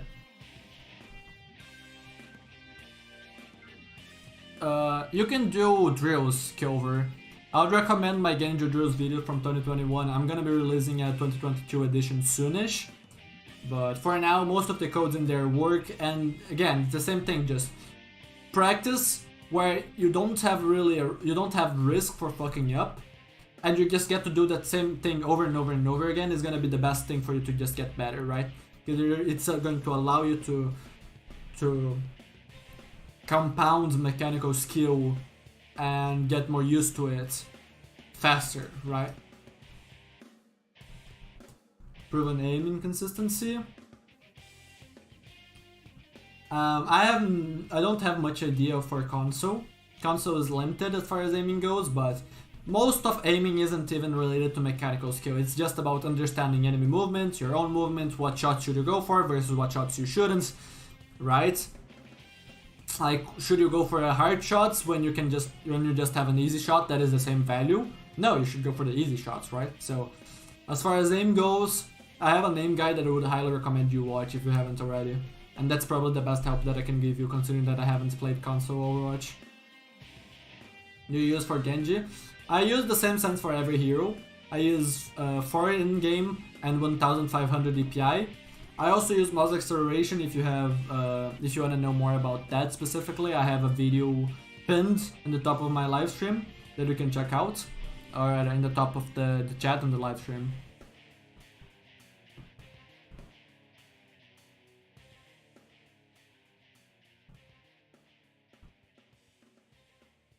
I face myself? Yeah, I think so. I haven't played Persona, I just like the music.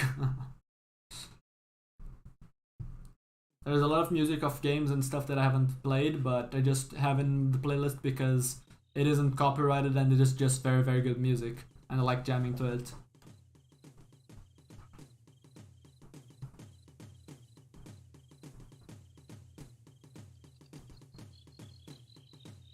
Yeah, console is definitely weird for aiming. For all the same questions, yeah. I'm gonna have to...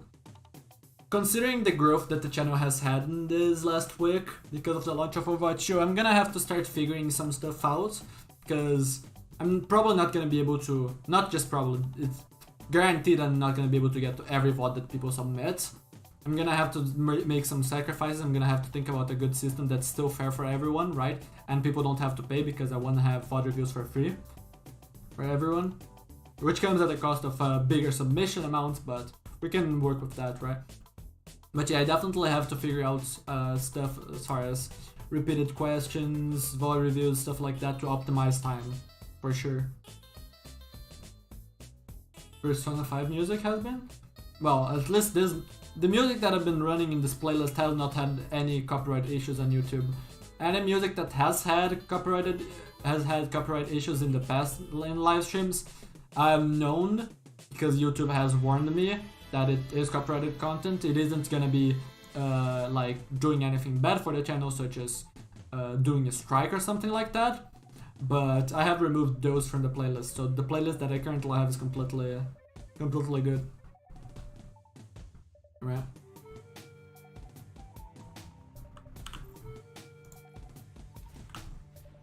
Gave me the courage when she needed it most. I am grateful for you, Captain. 3, 2, 1. Attack!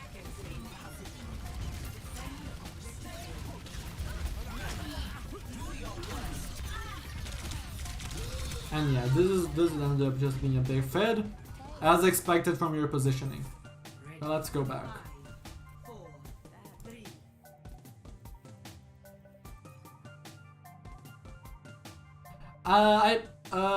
Hanan, you probably should try to ask Joystick on Twitch on one of his streams, because he is a Grandmaster console player. And considering that he plays, or a Grandmaster console, no, a Grandmaster PC player that plays using a controller. So considering that he plays on PC with controller, I'm pretty sure that he does not get aim assist. So you could probably ask him, and he could probably help you out with this in this topic. It's OP. Yeah. So, on tank, you are extremely strong. You have some of the best tools in the game, you have a lot of HP, a lot of damage, but this doesn't make you invincible. And against Bastion, Bastion is a tank buster, right? And considering that you just used all of your cooldowns basically at the very start and you're just 1v5ing, right? Where is your team? Your team is pushed up to try to help you, but you're still just very far in enemy territory, right? Gonna be hard for me to just help you learn tank, considering that you're a new player, right? And tank is like a hero that a role that requires a lot of game sense and positioning, and all of that is going to be requiring you a lot of knowledge of the game, a lot of playtime in the game to understand the maps, what makes each position good or bad, right? But one thing that I would say in general is that holding the enemy spawn or very close to it is bad. You want to make the enemies walk in at least a bit to make it so whenever you get kills, respawns take longer. Also very important to note,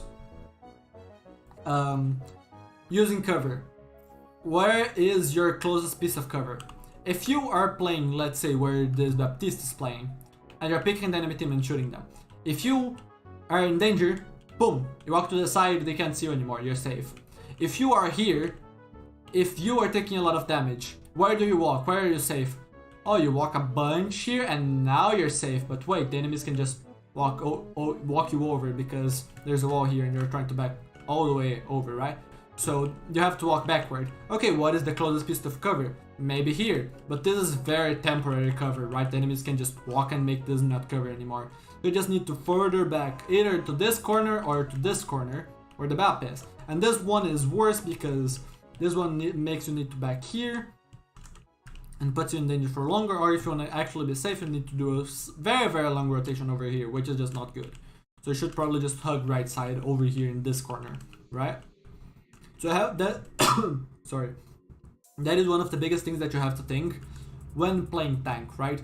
Which corners are you playing? How are you going to utilize the map geometry to just be able to tank, but not tank too much? Because you want to be giving your supports outcharge, you want to be halting enemy progress forwards, but you don't want to die for it.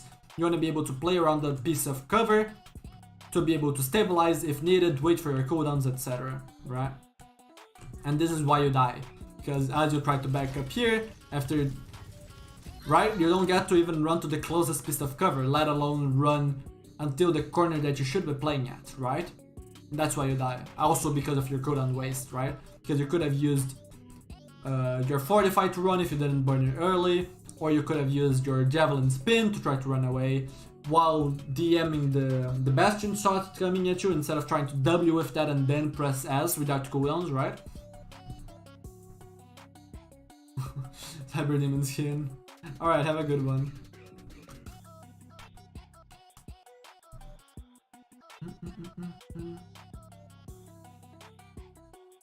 FOV, 80 FOV makes you sad, yeah. I like a big FOV too. Although not too big, right? I don't max my, for example, my Apex FOV. At least the time that I played it. Now that Overwatch released, I don't think I'm gonna be playing Apex anytime soon. Or ever again. Also, chat, give me a quick second because I need to grab some more water. So I'll be right back. Let me turn... Actually, let me just go to this screen. Oh, sorry, I interrupted your alert. Thanks for the sub, Jaytin. Welcome, welcome.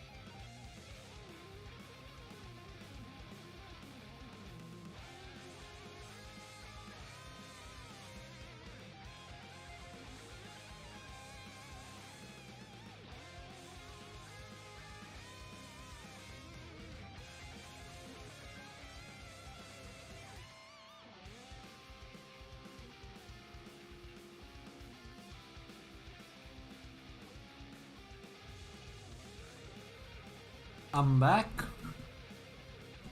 Let me just put my headphone on. Swap scenes. Alright. God, that's a lot of chatting. We're all just done.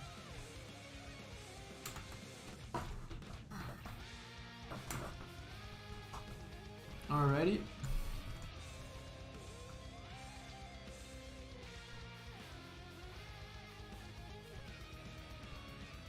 Mouse and keyboard tips. Alright, have a good one, Conbeard. You can link it in the Discord, Hanan, and then I can watch it then. If it's related to Overwatch, you might feel like you want to share it in general under Overwatch, but you can also just share it in media sharing, right? It's always safe to share there. Alright, have a good one, Sandman. Good practice for you. Yeah, exactly, Jonathan.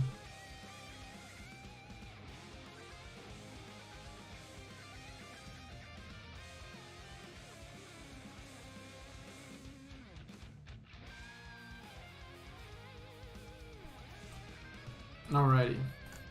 And did we get a new submission? Yeah, we got a new submission. Alrighty, let me do this.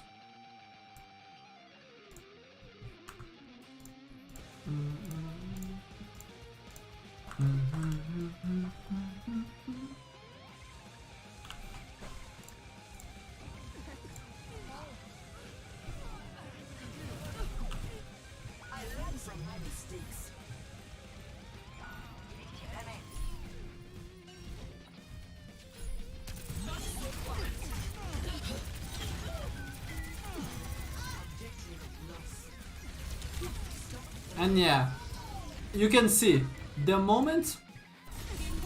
So you're tanking very well.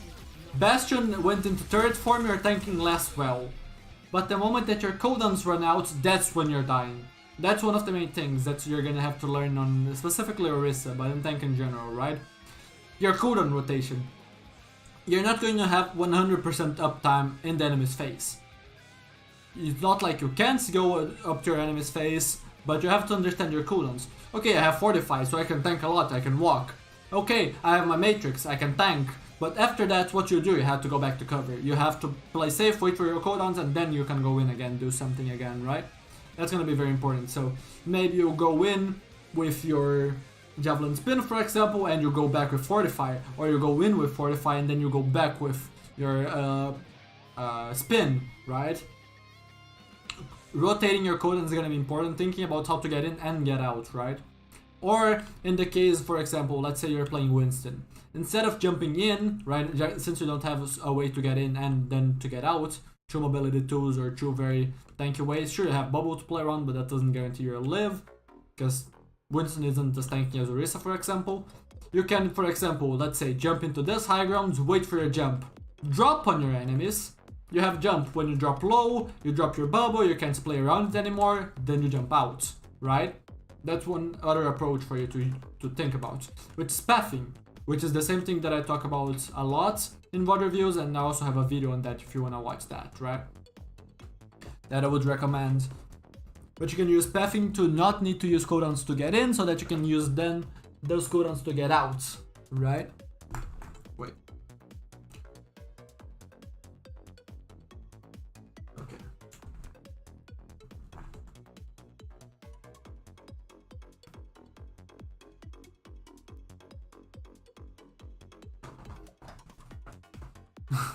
Warzone's the only low sense game. Have you played Valorant? I heard Valorant is a game where you play some really low sense.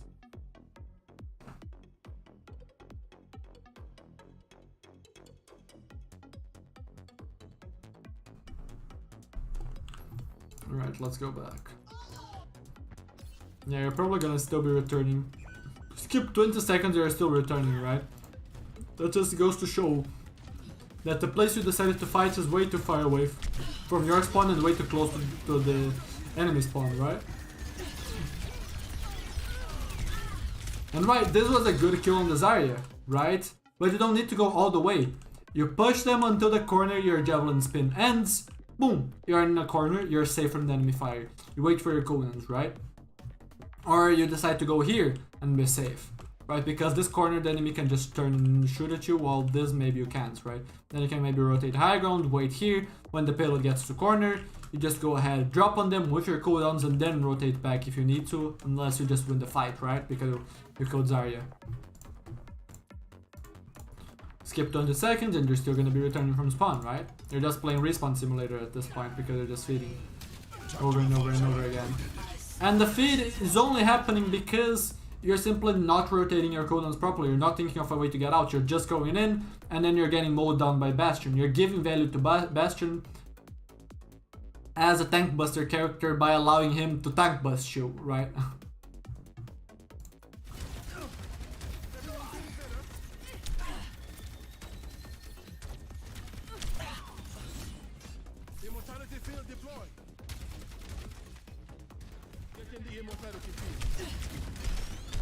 Well, this time he decided to play the corner, but I have a feeling that... No, you're backing up now. Nice! See? See how much better that is? You're preventing the enemies from pushing in, but you're not dying this time. Right? You're just holding your position, trying to prevent enemies from walking. And now you're trying to go for an ult. The ult also gives you extra durability from Fortify. So it automatically fortifies you, which is interesting. Orisa ultimate is very rough to get value from. I won't comment too much on it because of that, right? It's very easy for an enemy team with Zarya and Lucio for the speed boost, Zarya for the bubbles, to just for you not get any kills. So it is rough to just try to Orisa ult and get any value against their team comp. Kiriko too with her cleanse and invulnerability, so yeah. Ooh, good snipe. Okay, yeah, this was just a wasted fortify. There wasn't really any damage for you to tank. You would really appreciate having a fortify here, and you don't, right? Because you misused it. Which happens. Oftentimes this happens with deflect too, you just don't properly analyze how threatening the threat is, and you deflect against someone that doesn't really deal damage against you, and then you go against someone that is dealing a lot of damage to you, and then you die. Because you needed to deflect against the stuff that is actually threatening, right?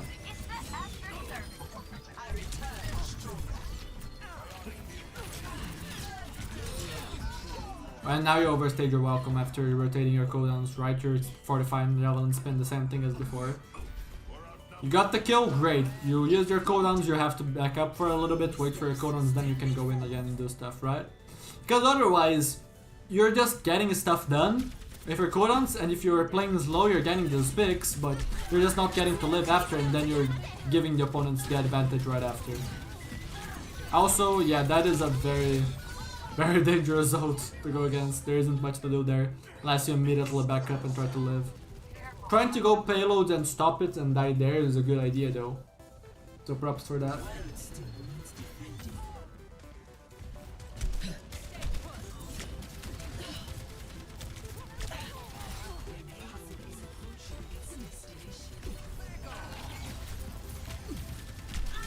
And again, low on cooldowns, Bastion mows you down, you die. Bastion is gonna feel like he's incredibly overpowered until you realize that you just have to play around where he's strong, and then he feels like a joke, right? And part of that is going to be just always having a cooldown available for him. If the Bastion is in turret mode mowing you down, then you use your Javelin spin to deny all of that damage. Then you play cover away from him so that he can't damage you. Then you stun with the Javelin while you run away to cover, right? Or you fortify to reduce the damage that he does by a lot. Just have to keep those things in mind. The biggest issue that you're having is just the engagement and not having an idea for a disengage after your cooldowns end, right? That's gonna be the biggest thing for you. Replays. Let me go ahead and see. Mark this one as done. I think we have one more quick play review to do, which is gonna be Circuit Royale Zarya.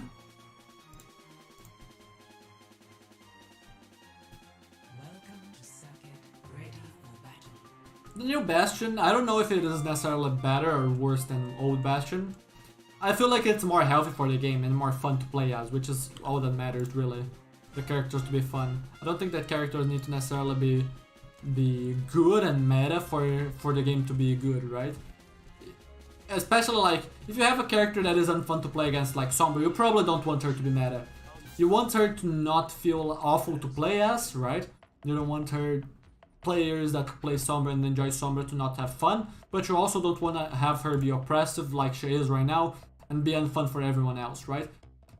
So for example, if you try to play most tanks into Sombra right now, it is just absolutely awful. And even then, even if you play a character like Diva, which is good against Sombra because of her spy checking capabilities and her spam so that you can cancel the hack, it's still very unfun with the hack and invis and stuff like that. I mean, most of the time, yes.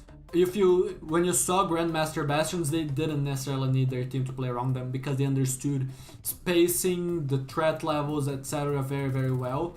that they could position themselves and win duels against people that would try to overcommit. Funny enough, one thing that the Grandmaster Bastions were really good at is killing Genjis. Because people think that Genji is a good counter to Bastion, but if the Bastion plays it well, Bastion is too tanky for Genji to deal with alone. And if the Genji dashes in and tries to deflect the Bastion's phaser, or some predictable play like that, the Bastion doesn't shoot him, then he kills the Genji right after, right? 5, 4, 3, 2, 1. Attackers incoming. Stop the payload.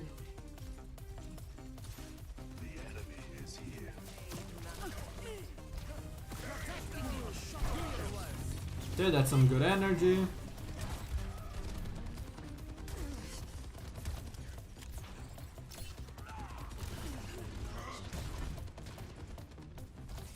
They can't hurt you. Gathering energy. Big style. It's a good kill, and now you're hard charge. Washed away. One thing that I'm gonna have to tell you is, and you're dealing some decent damage, and I like that you're trying to help your team with the bubbles, but now you use a bubble on yourself. Your bubble usage seems pretty decent, especially for a new player. I don't think I'm gonna have to comment on that too much. Let's keep watching. Yo, Boritro, yeah, I read it correctly. Boritro, thank you for the sub.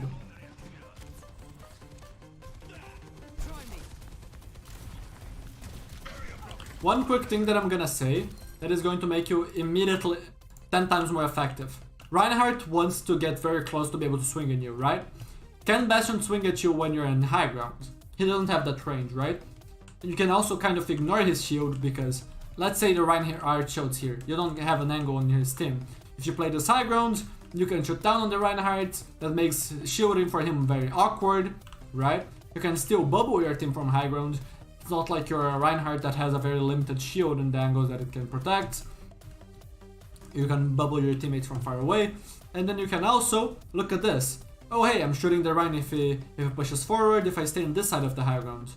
Or hey, look at this. I'm a tank, high charge Zarya, so I'm basically just a fat DPS, right? Because I have more damage than most DPS characters while also having like 3 times their HP and more utility. And then backline, squishes. I laser them for like 1-2 seconds and they're dead, right? You just become a menace here in this high ground. Not only can you completely avoid the Reinhardt, you still help your team and then you are threatening the backline, so you're dishing out insane damage, right? This small difference in positioning going from here to up the stairs and here, as you have energy to be able to transform your energy into kills, is gonna be massive, right? That's gonna be one of the main things that Zarya players need to learn to do, right? Or high level Zarya players do. After getting energy, they position themselves aggressively. They understand how much they can push, but they also understand that that being a high charge Zarya means that you're basically one of the most threatening characters in the game, right? You have insane damage, you have a lot of HP, you have bubbles to cleanse yourself and let you tank more, right? So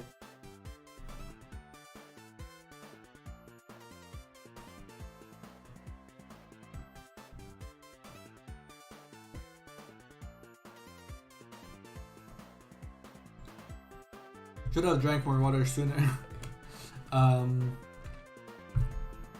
So yeah, Zarya is gonna be one of the most threatening characters in the game, so you don't need to be playing passive like this. You are not gonna be playing too aggressively if you play here, because this is just good positioning. High ground is generally just very good positioning. And if you feel like high ground isn't good, great, just drop to low ground. High ground is low ground isn't high ground, right? Because you cannot just immediately float to high ground. But you can just drop from high ground to low ground because of gravity, right? But yeah, Zarya, one of the main ways that you're going to be able to carry on Zarya is simply get your energy. After you get your energy, you transform that energy into a lot of damage, kill potential. You get the kills on your own because you can just duel and win most things most duels in the game by just, oh hey, I have a lot of energy, I bubble myself, now I'm immune, you cannot stun me, you cannot sleep me, you can't anything, and then I just bzzz, you're dead, right? So Zarya is very very strong in that sense if the enemies give her energy and you play your positions correctly, right?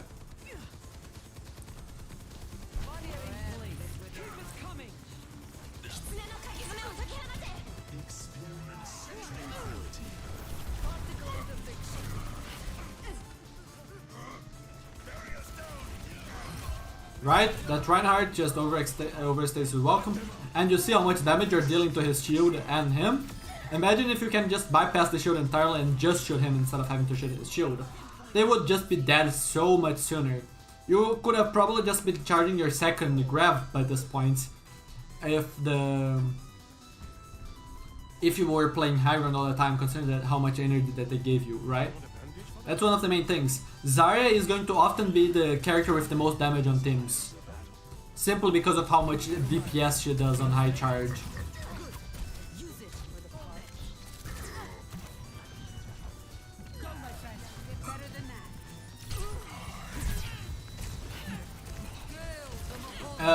I wouldn't say that in current. I wouldn't say so in current state, because current state Doomfist is a tank, and after the nerfs he got and all of the other tanks' existence, Doomfist is just a very sad tank right now, which is really just unfortunate because Doomfist is very fun to play as in Overwatch 2, and also I feel like he's not obnoxious to play against. Maybe only if you're the enemy tank and you're just getting stunned all the time and cancelled, but you can also just do that yourself, right? Tank is gonna be one of the roles that has not only some CC reduction in the sense that they get booped less, but also in the sense that they have most of the stuns in the game. So they, for example, against Doom, if you're annoyed by getting a bunch of stuns, you can just play Zarya, for example, to negate them, or you can play Hog and hook him, stuff like that, right? Yeah, I know that you were saying Overwatch 1 Doom. I just chose to take that as a hook to talk about Overwatch 2 Doom, right? Most complex thing to learn in Overwatch? I have no idea what would be the most complex thing to learn. I feel like Overwatch is a very context-based game, so sometimes one thing might be very complex and sometimes something might be very easy. Maybe I could say that the hardest thing to learn in Overwatch is to flex. Maybe that's what I should do. Flexing in Overwatch, like just getting good at one character in Overwatch is already hard enough, right? That's why a lot of people just play one or two, very few characters, right? And they main one, right? Being able to play a lot of characters at a high level is really, really tough. Which is why Blizzard is moving away from the idea that, oh, we're gonna have the player base learn and flex a bunch of characters. No, they're gonna make it so every character, there are less hard counters in the game, right? And you can just try to main one character and they're gonna be doing good no matter the situation. Sure, there are some characters that have worse matchups than others, but they're trying to move away from hard counters to avoid this kind of situation, right? Try to lean into what the community does, which is get this amazing universe of characters and, okay, I really love Genji, I'm gonna play Genji. I really love Mercy, I'm gonna main Mercy, right? And then just have it so they don't just instantly lose if they pick that character against a character that is very strong against that, right? I don't know if that sentencing was a little bit weird, that wording, but I think sentencing is not the word that I am looking for. Sentence works, but I don't think I can make it give ing to it and just make it work. I don't know, whatever. But if you see someone, let's say Craig, for example, Craig is insanely good at DPS, like rank 1 DPS. I don't know how many times he got it, but he's really, really good. He didn't only get rank 1 DPS, he also got like really, really, really high on tank, really, really high on support. Dante, Overwatch League player, not only a stupidly good DPS, got rank 1, also got really, really good at tank, really, really good at support. So much so that now he's playing tank for the Houston Outlaws instead of DPS, right? being that good to be able to flex to the highest level of playing multiple roles, multiple characters is probably going to be the most difficult thing to do in Overwatch. And you really have to give credit to those players because it's just insane how tough that is. And to think that they can play so many characters to such a high level. Considering how different playstyles are and all of the quirks that every character has. So yeah, that would probably be my answer. Also, I'm thinking this is gonna be the last review. I think I'm gonna just have finished all of the Overwatch 1 reviews today. Or not Overwatch 1, the quick play reviews. I don't know if in less than half an hour, 24 minutes, theoretically there was gonna be a patch. Unfortunate. You could have tried to bubble him maybe to live. That was probably your intention, considering that you were trying to bubble your teammates already a lot, but fortunately didn't get it.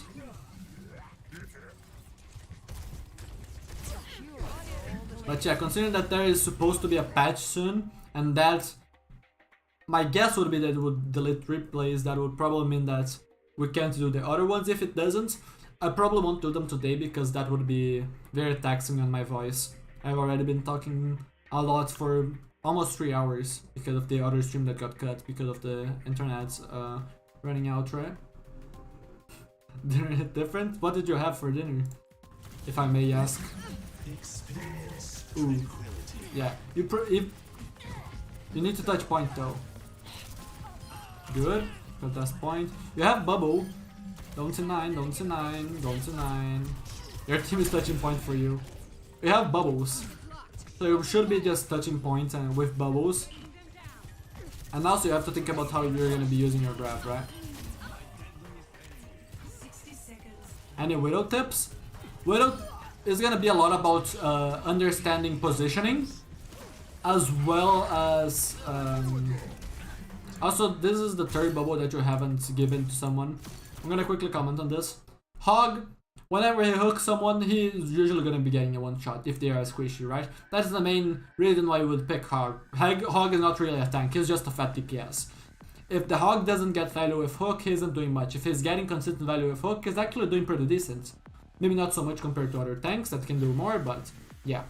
That's the main quirk of Hog. Hook, kill. Hook, kill. You as a Zarya can wait for the Hog to hook, to either bubble yourself not to get hits, or just not allow someone to get pulled by reacting and bubbling someone so fast before they get hooked. Or while they're getting pulled, you hook or rather you bubble them so that you prevent the follow-up damage on the hook, and then that person might be able to get out alive. Although not necessarily, because now they're displaced as far as positioning goes, right? But that's one thing that makes Zarya very good against Hog, the fact that you can just bubble the person that is getting hooked and prevent herself from getting hooked. And then just Hog becomes a very sad character that is just feeding her a lot of outcharge and getting pressured out very fast, right? He lacks the utility that Zarya has, and Zarya just very much counters Hog if the Zarya plays well, right? But yeah, for Widow, I would say crosshair placement, aim, discipline, all of that kind of stuff, right? A lot of the stuff that I talk about in my aim guide. And positioning. Understanding positioning is gonna be a lot of the what makes Widow really good, right? Doesn't matter how good your aim is if your positioning is garbage. You want to understand what sightlines you wanna have and when you can have those sightlines, right? So, also one thing. So, for example, in high level play, you might think, oh, the most mechanical Widow wins. Well, a lot of the high level players are just very mechanical players, right? So a lot of the times the Widow that wins the duel is simply the Widow that is smarter positioned. And a lot of the times the Widow that wins the duel is the Widow that has the info over on the enemy Widow while she doesn't, right? So let's say that you flank around, you know that your team informs you that the Widow is picking a certain window, but that Widow doesn't know where you are because you flanked and you're hiding. And then when that Widow picks, you shoot her from the side, easy win. Now you're uncontested, right? So a lot of times it isn't just about, oh, I'm more mechanical than you, I'm gonna hit the flick shot on you and be faster than you and whatever. It's more about, okay, I'm gonna take an angle and I'm gonna outsmart you and I'm gonna have the advantage of being able to scope in first while you are unaware and just hit an easy shot on you. No need to make it more complicated than it has to be, right? So that's one thing that's going to be mattering a lot in Widow duels at a high level, really.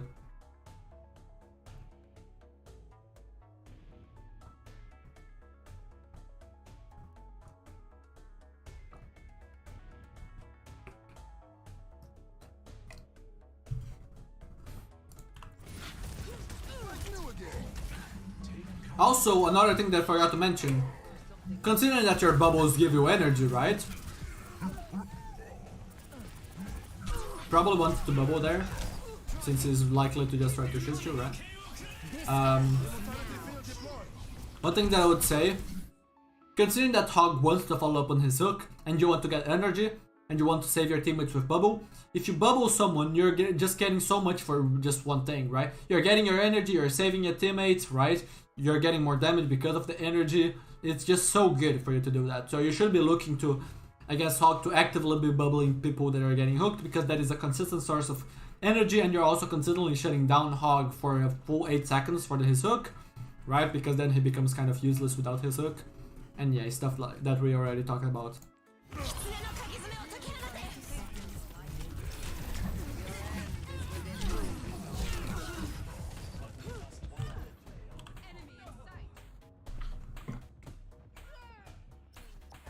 Also, one thing that you should understand is that Zarya Grab is one of the best ultimates in the game. Very, very good. You lock enemies in place for easy follow-up from your team. You don't have to grab the entire enemy team for it to be good. Just guaranteeing 1 or 2 picks might just be a clean fight win. Let's say you solo grab a support the enemy has and confirm that kill. What are they gonna do now? You can bubble your teammates to save them, you have good charge, you just mow people down, and you kill the key components in the enemy composition, right? You don't necessarily have to always just grab a bunch of people to win. There are times that you wanna grab a lot of people, but not have to be all the time. You can also try to grab people to prevent them from making plays. Again, just trying to blade your team, you just grab the grounds where the Genji wants to go, and then you get him, and then you prevent him from getting kills, right? Also, Zarya, because of her damage, can charge her ultimate, although it is an expensive ultimate, she can charge her ultimate pretty fast, right? There were games in Overwatch 1 where Zarya would farm 16 grabs in a single game, right? Zarya can charge her ultimate so fast with how much damage she can do, so not too much reason for you to just hold it for a long time trying to look for a big grab, and you can just guarantee a lot of fights by just getting a crucial pick or two with a grab, right?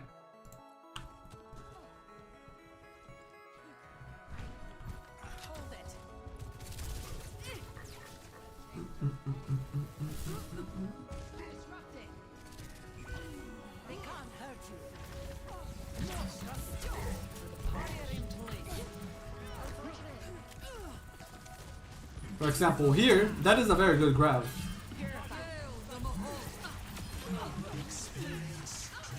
Your Zen has ulted twice and you haven't ulted once, right? For example.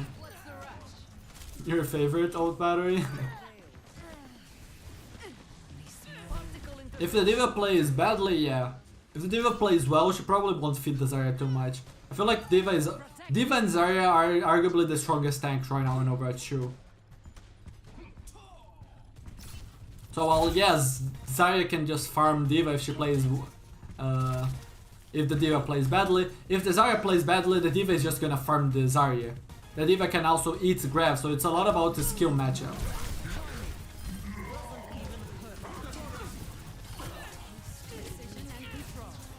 And yeah, you have good aim, and your positioning isn't really too bad. You haven't used high ground very well, but the main thing that you are gonna want to learn is going to be to use your bubbles better. The timing of your bubbles better to help your teammates. Your grab usage, as we talked about before, and aggressive positioning, like understanding how to transform your high energy into kills. Yeah, the Reaper a Bastion, yeah, but that's because the the low ranks are gonna focus the tank instead of focusing other people. So Orisa is gonna feel oppressive because of that, right? Not because she's actually very, very good. And it's funny because some high-ranked players are crying about Orisa, and I would argue that those high-ranked players are crying about Orisa because they don't truly deserve to be high-ranked, and they're just not actually understanding how to play against her and are trying to focus her instead of focusing the team, her team, right, and ignoring her.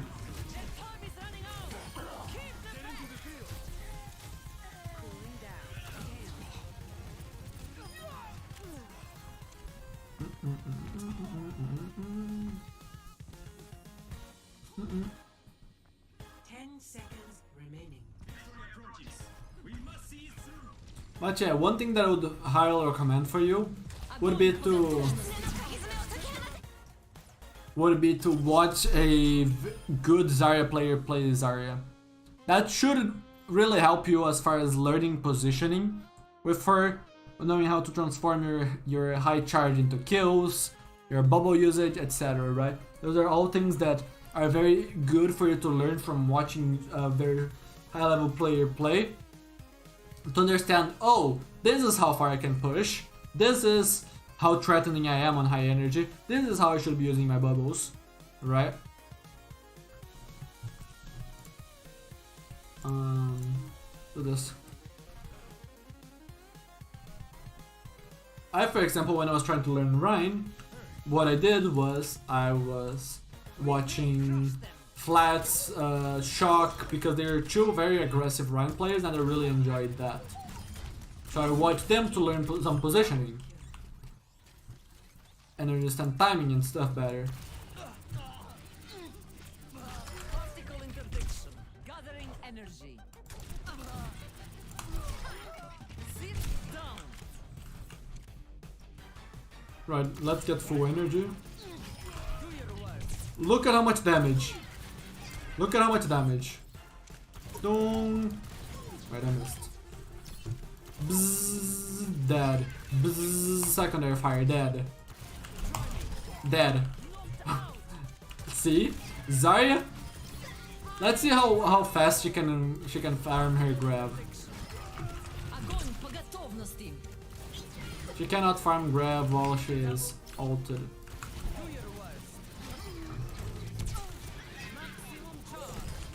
Your best is not enough.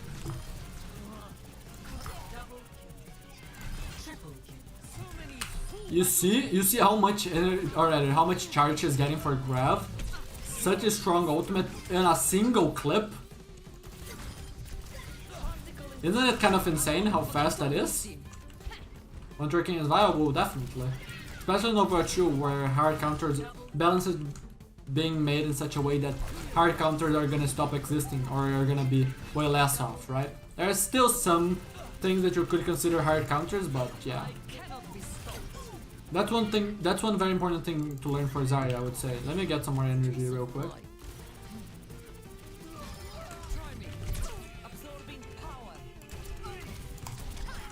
Also, that's very important for you to learn too, right?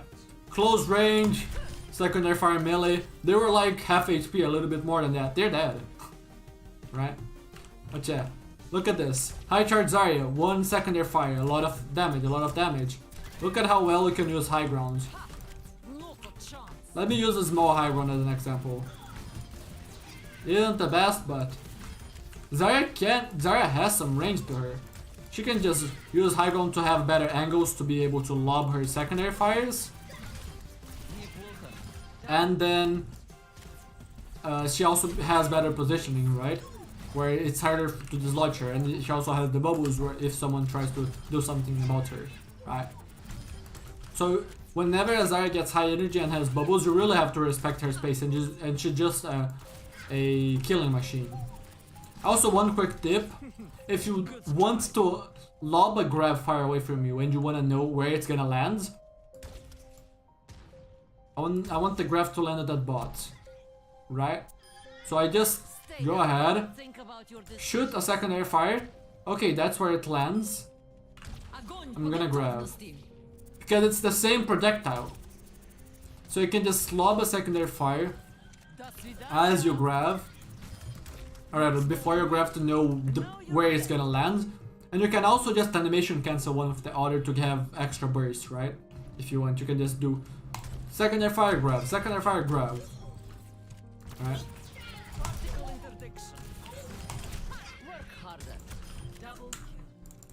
But yeah. I think that's gonna be it for this stream. Where is this? Let me mark this one as done. We did 4 VOD reviews today. We lost internet for a second, which is unfortunate. Considering that we have some people that already submitted VOD reviews in the past, I'm pretty happy with the amount of VOD reviews that we did today. First VOD review was a little bit awkward, but I feel like I got all my points across, even if it took a while and I rambled a lot. And yeah, I have some more VOD reviews to do from people that haven't been VOD reviewed yet. If those replays do indeed get erased by a supposed patch that is gonna come in 8 minutes, then we can just have these people submit new VODs for us to review in the new patch, right? And then we review them then. Let me go ahead and change this to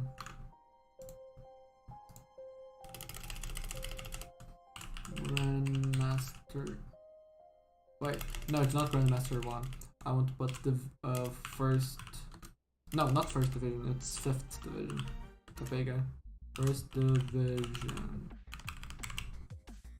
Yeah, that's correct. And I want to have this. Nice. I think this overlay ended up looking pretty cool. Very cool. But yeah, anyways. Thank you all for watching. This is gonna be it for me today. I'll see you all in the next time. Bye bye.